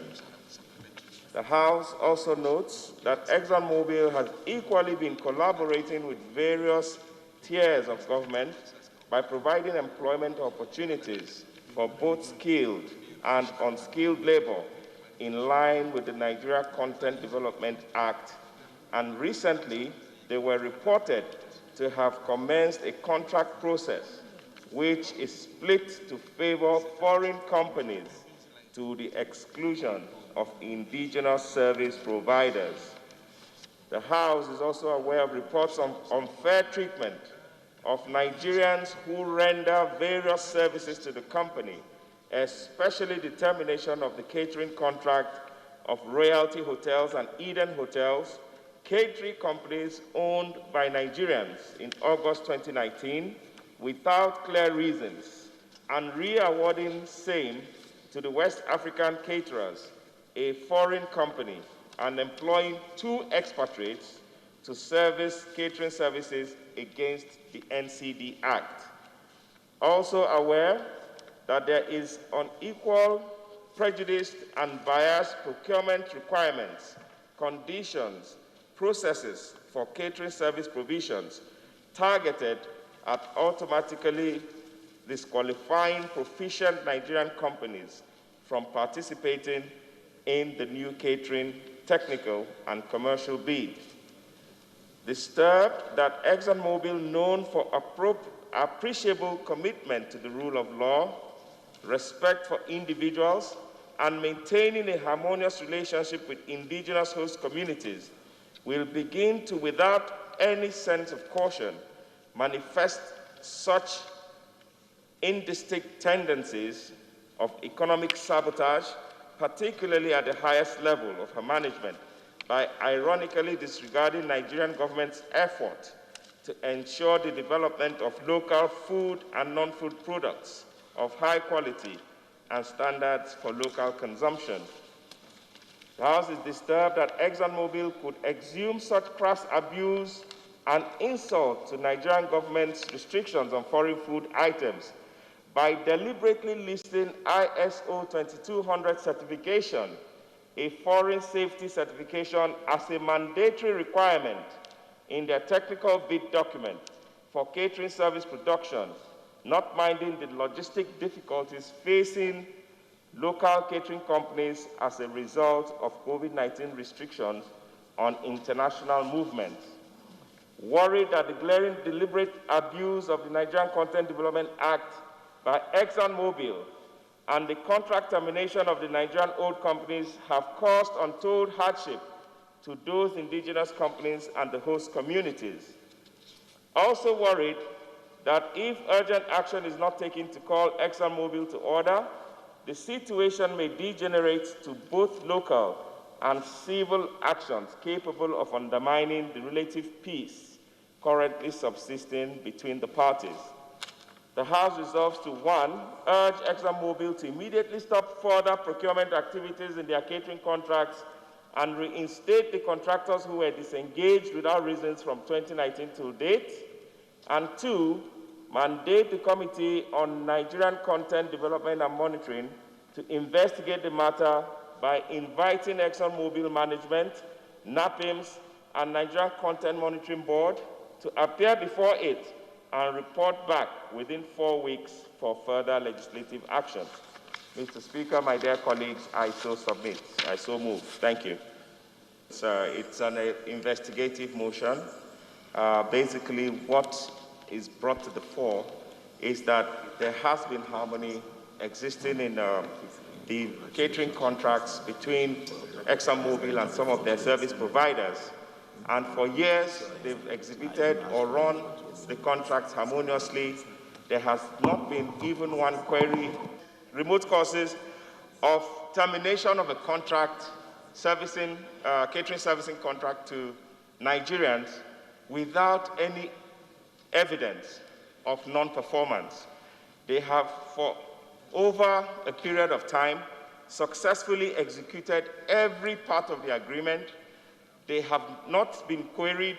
There is no evidence of, sharp practice or whatever, and for no reason, these contracts have been terminated, and then in favor of foreign companies for such basic things as provision of catering services. We want to call the relevant parties to Parliament to come and state their case before Parliament and give reasons behind some certifications that have been introduced now, which we feel the local partners or local companies will not be able to meet up with. I don't want to preempt what the investigation will look like, but we want to see the Committee on Local Content invite NAPIMS, Local Content Board, some of the other stakeholders, including Mobile, to state their case before Parliament and see if there's anything that can be done for the survival of these local players. In the meantime, what the motion is seeking to achieve is that the procurement process that has started parallel to the contract that were terminated should be halted until we finish this investigation and we can take an informed decision. Thank you very much, Mr. Speaker and my colleagues. That's the allegation, in contradiction with local content laws, and that they have also brought in different types of certification that did not exist before, which indigenous companies probably are not able to meet up with. So there's a grand design. That's what you're saying. Okay, and you're asking that the procurement exercise that they have started be put on hold. Okay, I just wanted to understand the issues. Honorable Toby. My name is Toby Okechukwu. I represent an area of Abuja Federal Constituency from Benue State. Mr. Speaker, honorable colleagues, the motion on the urgent need to investigate the corporate attitude of ExxonMobil against indigenous services providers. Well, for me, essentially, the motion touches essentially on the breaches or lack of it of the Procurement Act. 2, breaches or lack of it of the Local Content Act. And probably an extension of it is our immigration regulations. And Nigeria is a nation of laws.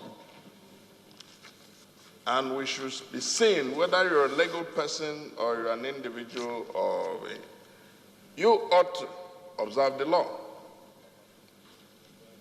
So I would rather say we are not interested in the attitude of corporate attitude of ExxonMobil, which borders on probably organizational behavior. We are interested in their breaches of acts of parliament that have been enacted here. So, essentially, where they breach any law, they should be held accountable. And I think this body of the narrative here is very clear regarding the instances of such breaches. And I think it should be subject to proper investigation. Because we cannot be tolerating a situation where breaches of law, whether it's Procurement Act or immigration regulations, and the Local Content Act will presuppose sabotage of the economy, which is essentially the summary of what's been said here. So in their own jurisdictions, we want to observe the laws. When we are telling Nigerians who are resident and indigenous to observe the law, we cannot be expecting that a corporate person, who is a legal citizen of Nigeria should offend in our laws. So I will say that since it's subject to investigation, like Honorable Henry rightly said, we should not be taking any action that could look untoward by saying, if they have engaged somebody, they should. And I think it should be an action that the investigating committee should now take, based on, there could be an interim action, it could be a bet for Parliament to resolve that they should stop I mean, we still investigate it. It will a bit appear premature. So I would like to amend, sir, in this way, that the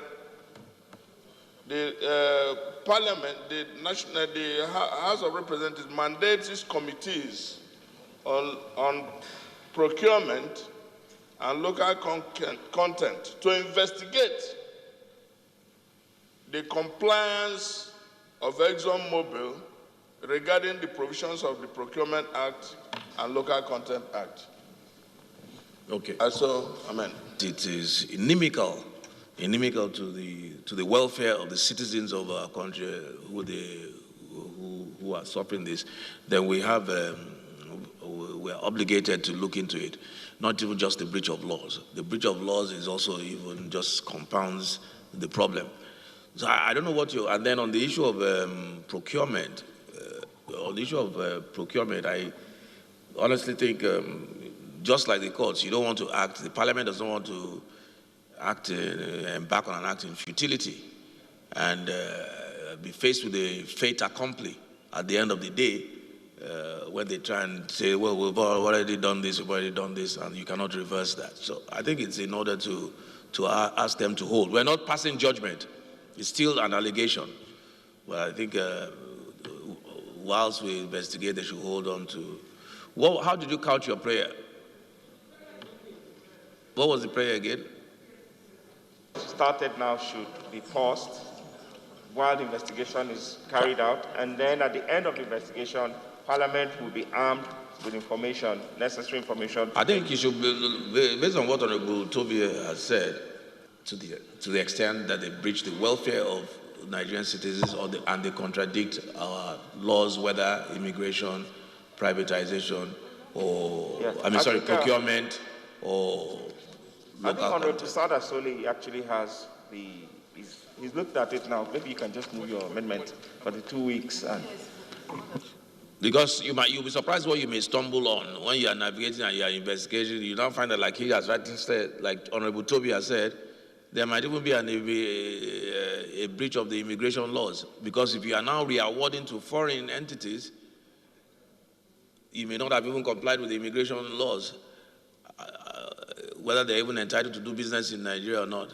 So I think you should make it comprehensive is the prayer, is what I'm saying. Okay, what does it say? The House resolves, 1, urge ExxonMobil to immediately stop further procurement activities. You have the fake one. It's the fake one. They changed that other paper. Okay, so we have two prayers. What's the amendment? Your own is Chinese. Do we have such committee in our rules? Sorry? Do we have such committee as Nigerian Content Development and Monitoring Committee? What we have is local content. What we have is local content. So I think we don't put what doesn't exist by our rules. Please help me amend that. It's correct.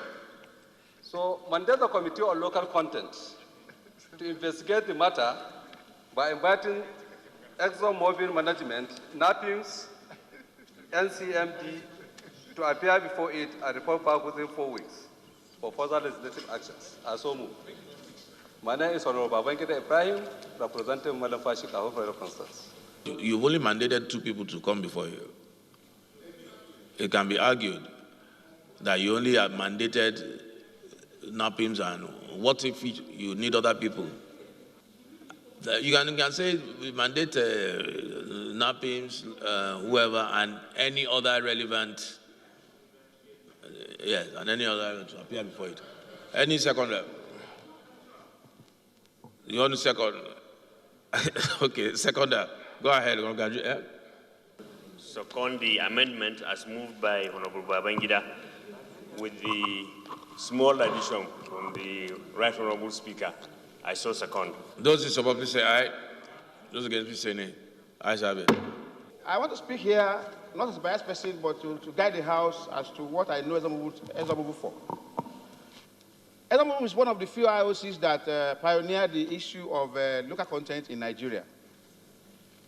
ExxonMobil is known for consistent and very proactive ethical standard in their procurement activities. So I'll be surprised if we have this kind of issue on the floor, although I'm not against investigating ExxonMobil. We should be guided that a company that we have said in this motion, I can see that it is agreed that it has had over the years a harmonious relationship with host communities. It has been employing our youth, and ExxonMobil has been a company that has done so much for Nigeria, especially partnering with NNPC. So if they had issues, I'm sure we need to also invite the companies involved, the contractors involved, because the prayer here is not mentioning them as those that we invited for investigation. We need to do that so that we know that, yes, ExxonMobil has seriously or done anything that is inimical to the system. Thank you, sir. Yeah, that's the exact amendment I tried to guide from the, which has been carried, that to invite all relevant persons. Yeah, you are correct.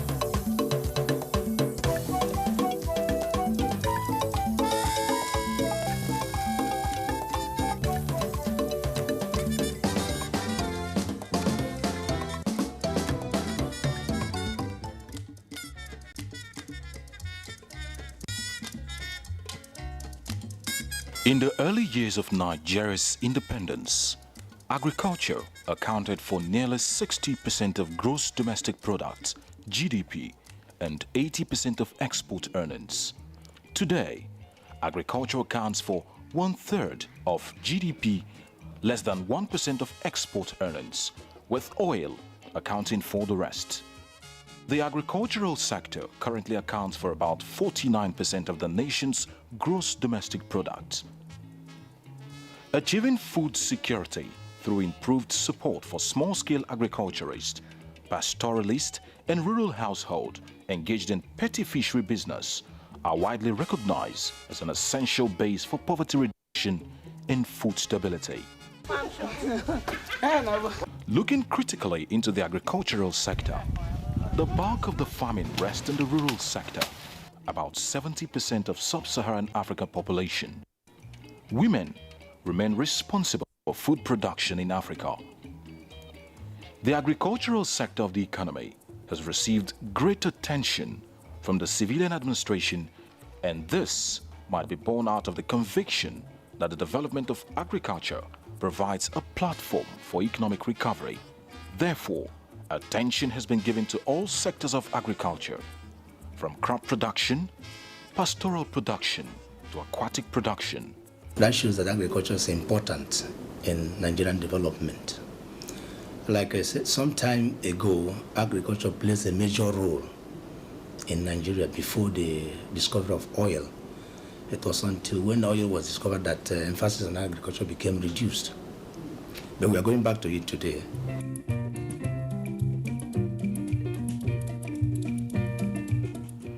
Aquatic production has received a boost in the riverine area because of its availability and high level of consumption. One of such aquatic foods recognized in river states is the periwinkle, popularly known as isam. The common periwinkle, which first appeared in Nigeria in the 1860s, is now found along the coast wherever there is hard substrate, rock, riprap, broken concretes, and jetties. Periwinkle shell is broadly ovate, thick and sharply pointed, except when eroded. About the diameter of a quarter, the snail can be recognized by the blunt shape of its shell and a white inner lip. When disturbed, it retreats into its shell. Periwinkle, clinging to rocks and barnacle, laden boulders just above the low tide line, may look innocent, but this alien feast on local algae and the eggs of other snails can stunt the growth of native limpets. It can even destroy salt marshes with its voracious appetite. More than 700 common periwinkles can be found in a square yard along parts of the shore. Most biologists believe that common periwinkles arrive in ballast rocks. It belongs to the phylum mollusk of the giant snail family, mainly in the coastal areas of the Niger Delta region. It is also known as the brackish water species. It is an all-season seafood, but abundant when the water is at low tide. It can be picked as the water ebbs into the sea, revealing a marshing swamp among mangrove trees. When the water goes down, the whole place will look dry. And at the floor of the ground, the marshy ground, you find periwinkle scattered everywhere. Then when we come from the village, we find these periwinkles, especially when the water is down and dry. We can now pick them for our food. You cannot go pick.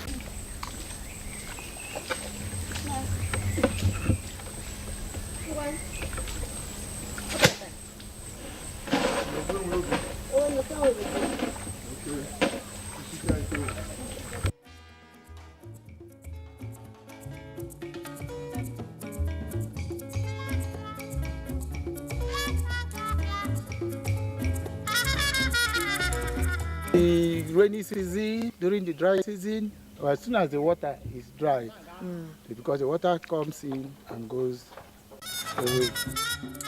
It is best picked at the early hours of the morning.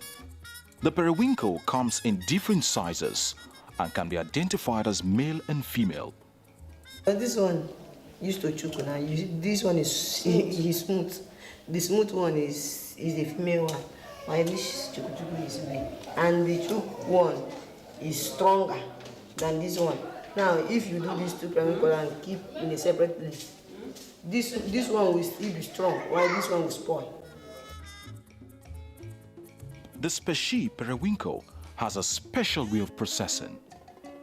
Now I want to put it in my basket. I've already finished picking the entire. So I want to put it and I want to wash it to remove the mud so that it will not spoil. So this is how we wash it after picking it. So that is what I'm doing now. After washing it like this now, I will put it in my bag. I wash my bag. This is my basin.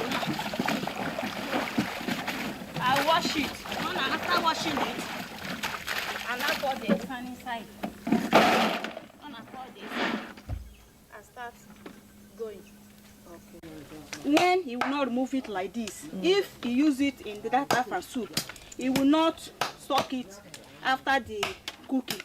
So that's why you remove the bottom before we put inside soup.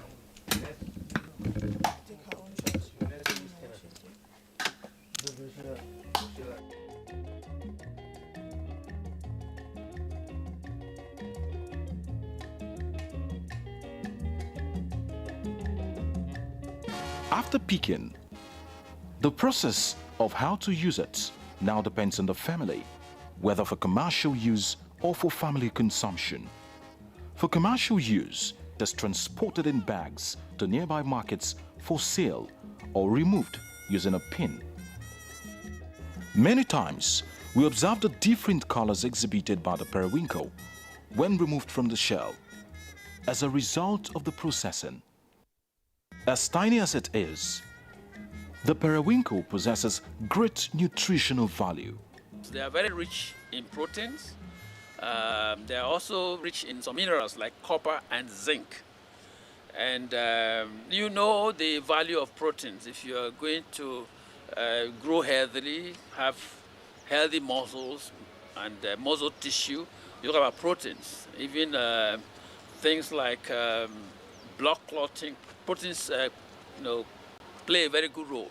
Periwinkles contain copper. It also contains zinc. Copper is found to be very useful for healthy growth, particularly in children that are growing up. Healthy growth. And that one mineral we use in our body is also iron. And to have iron break down, there are certain things responsible. Copper assists in breaking down or metabolizing iron.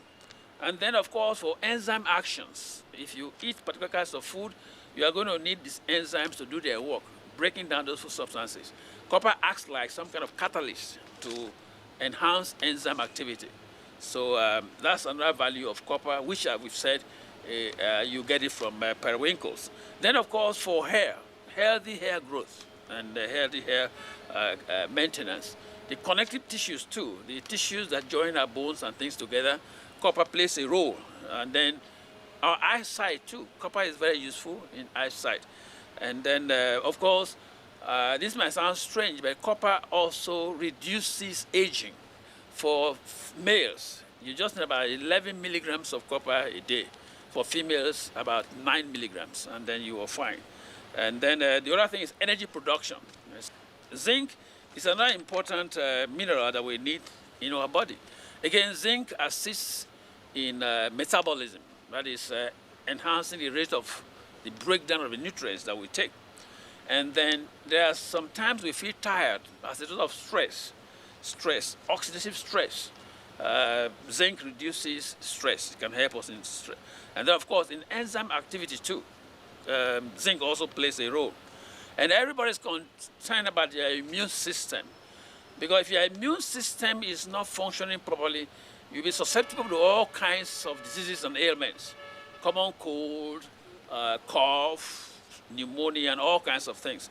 But if your immune system, which fights foreign bodies and fights disease, is active, you'll be healthy most of the time. And zinc is a very important mineral that is required for healthy immune system, immune boosting. Zinc is very important. Then some people will have wounds and it doesn't heal on time. If you have enough zinc in your system, your wounds will heal better and faster than with other people. Then zinc assists also in blood pressure control. Zinc is very important in blood pressure control and also in reduced muscle activity. Some of us walking a short distance, you get tired, muscle fatigue. If you have enough zinc, that will not be a very big problem. And then, of course, skin care. This is particularly important for ladies, skin care. You need an adequate amount of zinc in your diet every day. And so you see the common periwinkle becomes a very rich source of getting a lot of minerals and for our system. This skin care includes, of course, periwinkles. Those who have sufficient amount of zinc, they will have less problems with acne. Being a staple food of people in the riverine area, it has gained prominence in the southern part of the country. No soup is complete without periwinkle to escort your swallowed eba, loi loi, semovita, and their likes. Most of the soup commonly prepared with periwinkle, otherwise known as isam, are idikai kong, vegetable soup, native soup, groundnut soup, okra soup, egusi, just name it. It is added after every other ingredient has been added to the soup. One of the highest protein food or fish in the river. They use it in so many types of things, cooking items. Whatever thing you want to cook, as a riversman, anything fresh, dry meat, whatever thing you want to cook, they used to add periwinkle as the smaller meat added to it. When you go to a hospital, so they will tell you that you should take a periwinkle. So periwinkle is very, very good for somebody, for person. Nutritionists have researched that both the shell and the periwinkle have great economic value. Periwinkle can be dried and exported to countries like Europe, Latin America, and African countries.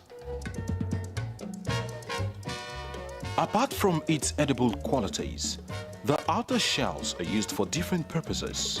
The shell has been used for over 60 years in our area, the River State area, particularly Obakre, Kalabare axis, that I know very well.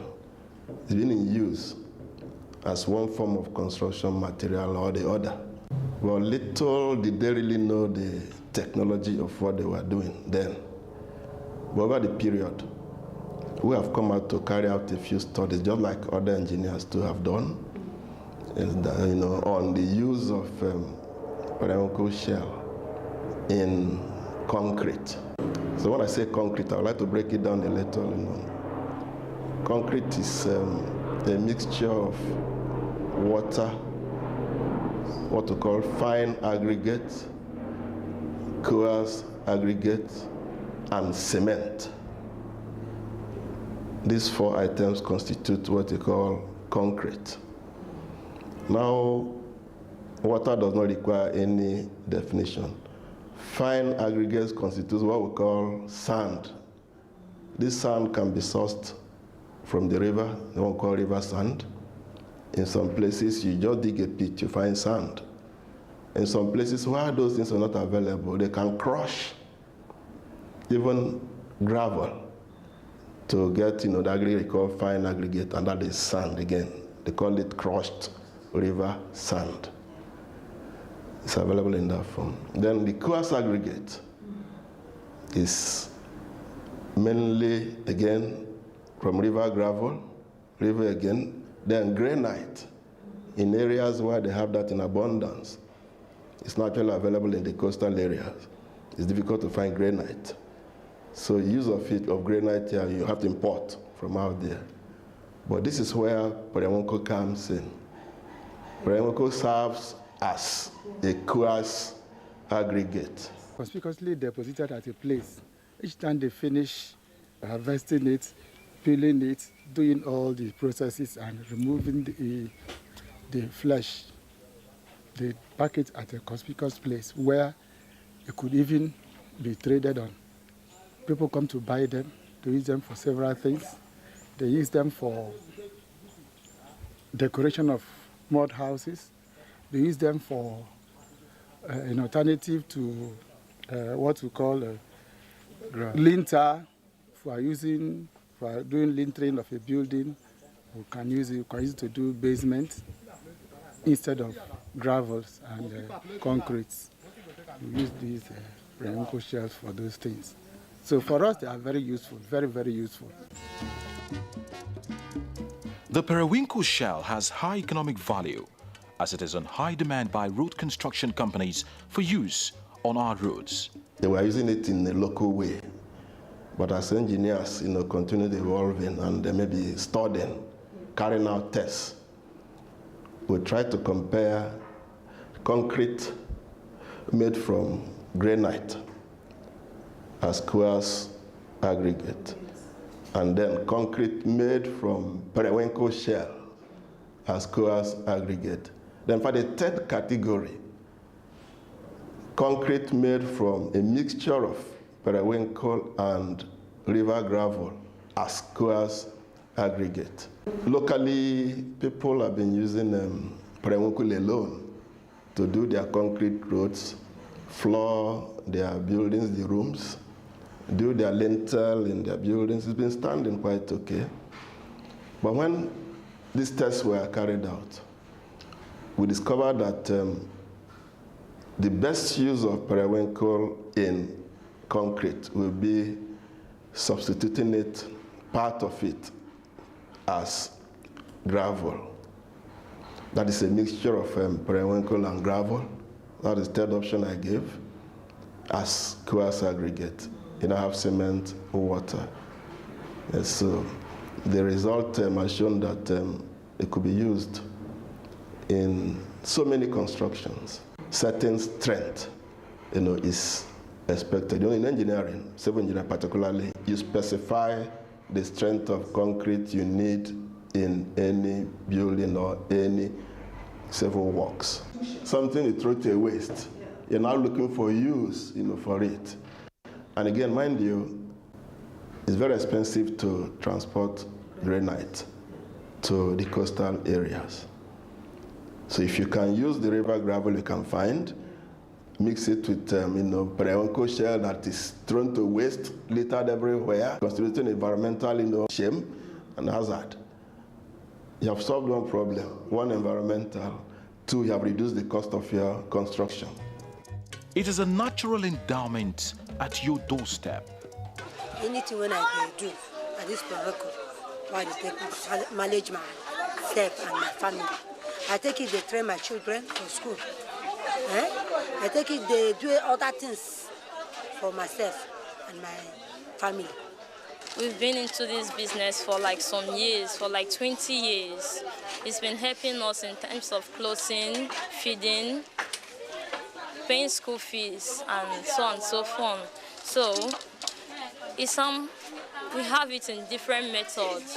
You can decide to cut, soaking it, roasting it, and boiling for soup.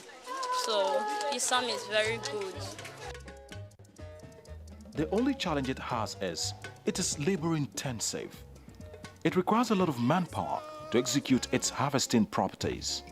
Particularly in an environment, it's important to make decisions about where we pick the periwinkles from, because they can also bring some danger to our health. Now, they are herbivores. They feed on plants, things like algae in the water, in the immediate environment. But in some of our environments, we've got our waters polluted. And so you find that some places where they picked periwinkles in those days, now you can't find them. You can only go to the deep sea areas to find them because they are dead because of high salinity. And when there is no food available for them, these pollutants kill algae, green plants, and so you find them scarce in the shores in certain places that are heavily polluted. And so when they eat, they have to crawl out of their shell to eat these vegetables. And when they crawl back, they pull some mud into their shell, some mud, and other debris in the environment. That's what's important to make sure that the environment where you're picking your periwinkles from is clean.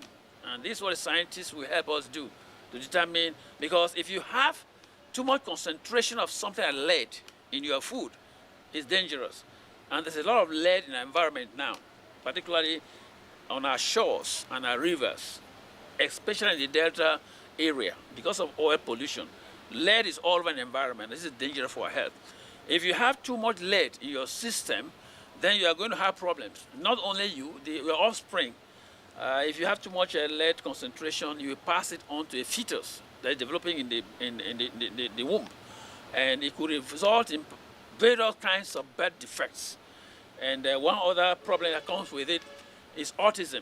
The child mental system will not function properly. Sometimes they don't talk very well. Autism is a very important concern now in our environment. And those that teach in special schools, I will tell about that. So be careful that you're not picking your periwinkle from an area that is laden with lead. And this is very important for riverine people. Then again, we talk about the way it is prepared. Some people pick the thing with needles. They wash it, pick with needles, either fresh or partially cooked, and then they pick with needles. I will think then other people just make a little hole on the tail or the posterior side, and they now boil it or cook it and suck it. I would not encourage that method because, like I've said, when the periwinkle crawls back into its shell, it drags a lot of things back with it. And if you are sucking, and it happens to come from a very polluted environment where you have too much lead, you're going to suck that also, directly from the shell, not from the skin of the periwinkle this time. Both ways. The periwinkle gets polluted with zinc, and then there will be some in the shell because of the way it moves and so on. So that sucking type is not encouraged. So it's better to prepare it properly too. That's to pick it and so on. So some people set it dry. They dry periwinkles. Others do it fresh. And we want to encourage those who prepare these things and sell to be very careful, because some people report that some of the periwinkle sellers, because it's a very laborious process.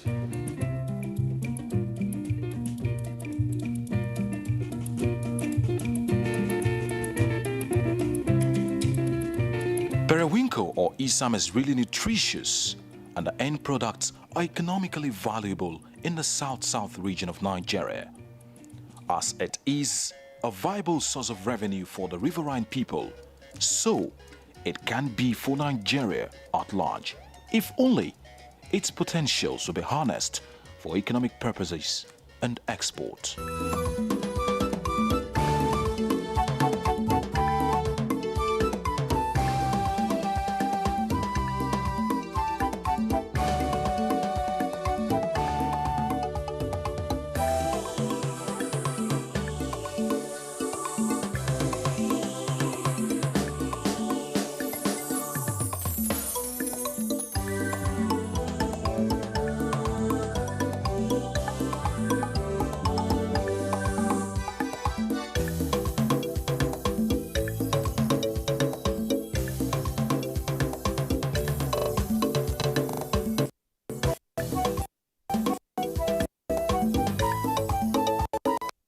Where do you go to discover a city with contrasts? From traditional history to modern creativity, from cultural delights to golden sandy beaches. Where do you go to shop, visit museums, art galleries, and party the night away? There's only one city in Africa where all these hidden treasures can be discovered. Come and explore Lagos.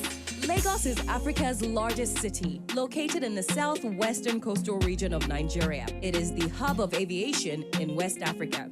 Lagos is a pulsating city which breathes life into her people and visitors who fall in love with the vibrant energy she exudes. Lagos, a city of wonders and rich history, a city that blends tradition with Western cultures. Visit Badagry, which was in the 17th century the hub for the relics of slave trade, a place where the first story building in Nigeria was constructed. Today, we have various museums, cultural artifacts, and historical sites. In Ekpe, take a walk along the Shungbo Eredo. It's Africa's single largest man-made monument built over 1,000 years ago. As you enter Lagos from Badagry and Ekpe along the coastal townships of Lagos, it is very common to see local fishermen hard at work. The Lekki Conservation Center is a foundation committed to conserving Nigeria's resources. The center is an initiative to protect the wildlife and mangrove forests. It houses the longest canopy walk in Africa. For the sun, the sand, and sea lovers, Lagos has numerous boats and yacht clubs where you can hop on a boat and sail away to some hidden sandy treasures. In the heart of Victoria Island is situated some of Lagos's most well-known hotels and restaurants. From local meals to foreign dishes, you can find a variety of foods which will delight your taste buds. At almost every corner, one can find grilled meats being sold, popularly known as suya. Lagos, the fashion capital of Africa, has attracted many world-renowned designers. There are various Lagos-based designers whose fashion-forward pieces are coveted by celebrities all over the world. The booming fashion scene in Lagos is definitely one to keep an eye on. Moving away from coastal Lagos, we travel inland to where it is known as the mainland. If you want to visit the local markets, then Tejosho Market and Balogun Market are just a few destinations where local artisans trade items such as carvings, paintings, and materials. You can visit the shrine and watch Nigeria's best musicians perform live. The shrine was named after Nigeria's music hero, Fela Anikulapo Kuti. You can never visit Lagos without enjoying the city at night. The bars and clubs open and light up the skyline. You can find somewhere to relax, dance and party the night away any day of the week. Lagos at night is one you must experience to understand. It is compelling, the energy is captivating, and it allows you to forget the stresses of daily life. If you're a Christian, you must attend the annual Experience event held in Lagos. It is acclaimed to be the largest gospel event in Africa and probably the world. For the Muslims, Friday prayers can be held at any of the wonderful and beautiful mosques spread around Lagos.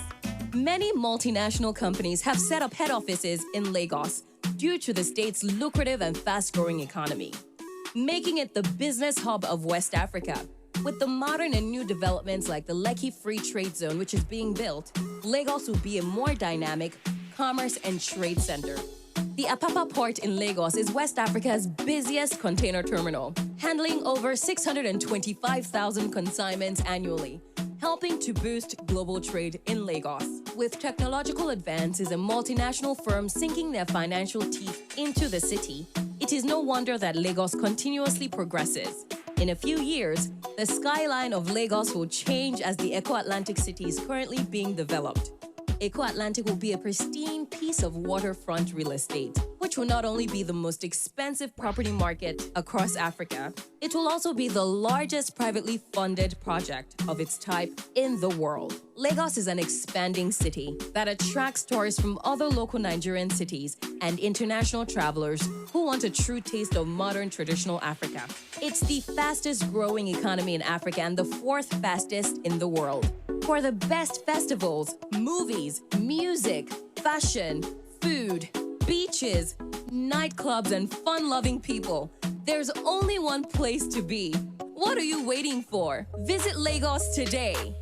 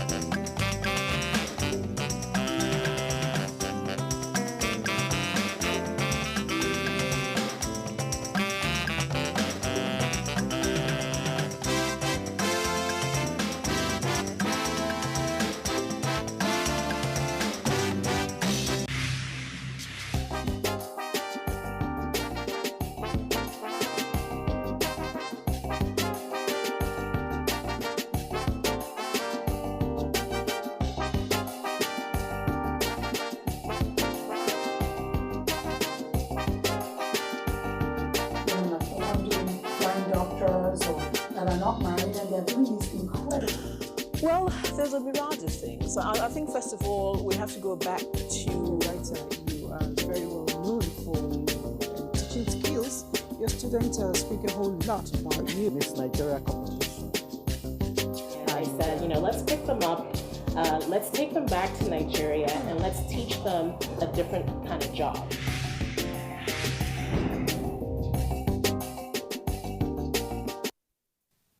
It's always a lovely time for me to sit here and showcase Nigerian women who are creating impact in different fields of life. The show is The Woman. My name is Elizabeth. Today I have a multi-talented personality seated with me. You may want to describe her as, barrister, because that's what she went to school and studied, probably practiced for a while. We'll get to that details later. But at that moment, she prefers to be identified as an entrepreneur, a manufacturer, other things put together. Who is this guest? Find out when I return. I don't think in gender boxes at all. I just get on with it. A man that would dare to ask the wife, who do you think you are? That is a real man. In fact, our husbands are our firstborns. The husband needs more attention than even the children. It's not only about work, it's not only about family. They need to take the time to look after themselves, and we don't do that. They took my money, I paid every fees. I never asked to be hoisted as a governor. I wanted to be allowed to go out there and contest for the position of governorship candidate first. There's nothing greater than looking back and seeing that while you were aspiring, you were able to inspire others. Empower to women. Yes. We need to have more women, more multitaskers around Nigeria to get Nigeria working. Definitely.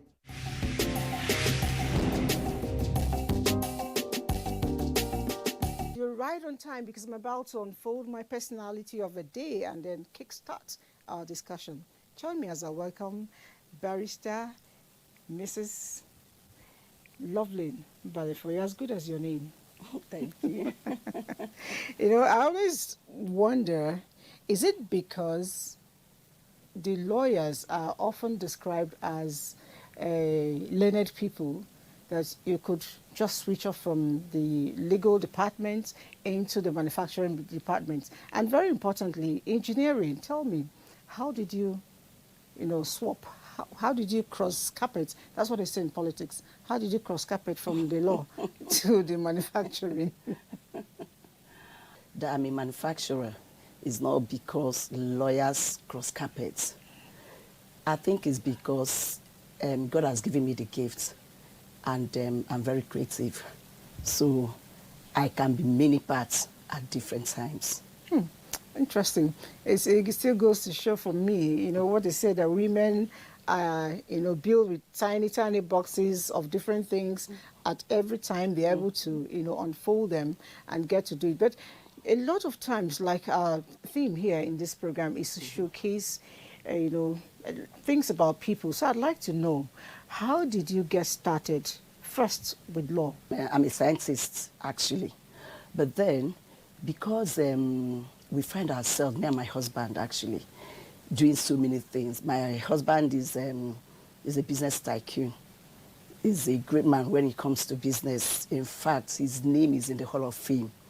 So we find out we also have people from different countries working for us, from America, from UK, So I'm like, oh my God.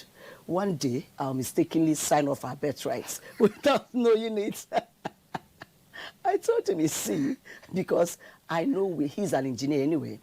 I know we're just educated and nobody's learned. I need to be learned, So I think that's how the dream started. So you had to go back to law I had to go and study. Yeah. Wow. Mm-hmm. And you didn't find it challenging. I mean, it's always a bit difficult for us to touch money, see money, do business, be in control, and then you still go back to school. You didn't find it challenging? Seriously, I did. Because actually when I went back to do this law, I read my law in UK, and then I had my children. I had my business. That's like doing triple degree. Yeah. So I was like, I had a lot going around me. What I did, I was like, okay, fine. Of course, men, they can't take care of their business and then take care of the children. So that's our rule. What I did, I said, okay, I transferred my children to UK, to study in UK. So, it could be easier for me to do my own studying and then look after them, and then at the same time, look after my business because I was always on the phone, calling, making sure things are right. And I did that for the whole time I was in UK, studying my law, really, yeah. Wow. And then, I mean, God helped me. I did that and I came out well. So I would say it was easy, actually. It wasn't easy. Yeah, but I mean, God helped me, I did it. It's determination that always, push us to get to where we desire to be. You said you're first of all a scientist, and for me, it's another way of revealing another side of you. Tell me, when you call yourself a scientist, what exactly, which arm of sciences do you have your interest in, and why? First of all, I read biological sciences. Then I went back, I read networking engineering. It really helped me anyway because some of the businesses we started, I had to bring in people and it was easier for me to monitor them in those areas. Interesting. I've also learned, one thing that is consistent with you is for whatever you think you want to achieve, you do not just go out to do it. You go through the tutelage. You need to make sure that you don't mess around with your accounts. And then, of course, like you said, birthright. You have to go back to read law. And then every other thing fell into place for you. Interesting. But as a businesswoman, I'd like you to share with me what has been, the very motivating factor. I know one of them is your husband. What has been the very motivating factor? Because every year you seem to add a feather or two to what you're doing. First of all, yes, I knew. I mean, it's my husband, honestly. I just have to mention it because I have such a supportive man as a husband. Each time I trim, I always write them down. And that's actually, I came up with a lot of things because I'm always writing things down. No matter how big you might think it is, no matter how impossible you probably think, oh, it's impossible. I don't care. I'll always write it down. And I'll tell you, if I get my book, most of those things they are ticked. Because when I start, anyone I start, I'll tick it. And I must make sure, like you said, I must make sure even if it means going to school, I'll go to school. I'll learn it because I have to carry people along. And I like to do what I know. I know you do face mask. Yes. And you're one of those that introduced the face mask, the cloth face mask. We've got to talk about that. You had to practically sew yourself too because you had to learn it. Oh, really? Interesting. Now, moving on, really, challenges. There's no way anybody wakes up and you tell me that you saw a beautiful rose and you picked it without pushing away the thorns. What has been the challenges for you? Yeah, sometimes you think of doing something, you'll actually start, and then only for you to find out that it's not like what it looks like, And then sometimes the challenges could be from the people you've employed, You think, oh, wow, seeing their CV, I'm getting the right people. And then by the time you get on and then trying to manage them, you find out that, no, that's not it. They are not going to help me get to that height. So that's why I first of all said that before I do something, I have to know about that thing. Human beings, when they come to you and they actually find out you know how to do that thing, trust me, they behave better. That's one thing I have discovered. It's like employing a driver when you don't know how to drive. Illness, exactly. The driver will park in the middle of the road and say, take your car. And tell you to take the key. All right, a lot of times women who are watching us here will probably be asking the same question. There are lots of women who have dreams just like you do. Maybe they write them down. They have aspirations. Possibly they write them down as well. But at the end of the day, it doesn't go beyond the paper or even beyond their thinking faculty. But here you are, whatever you dream, you try to push and try to, bring to reality, maybe up to 90 or 95% of them. What would be your word of advice to such women? Never to give up. Now, you know what they always tell you?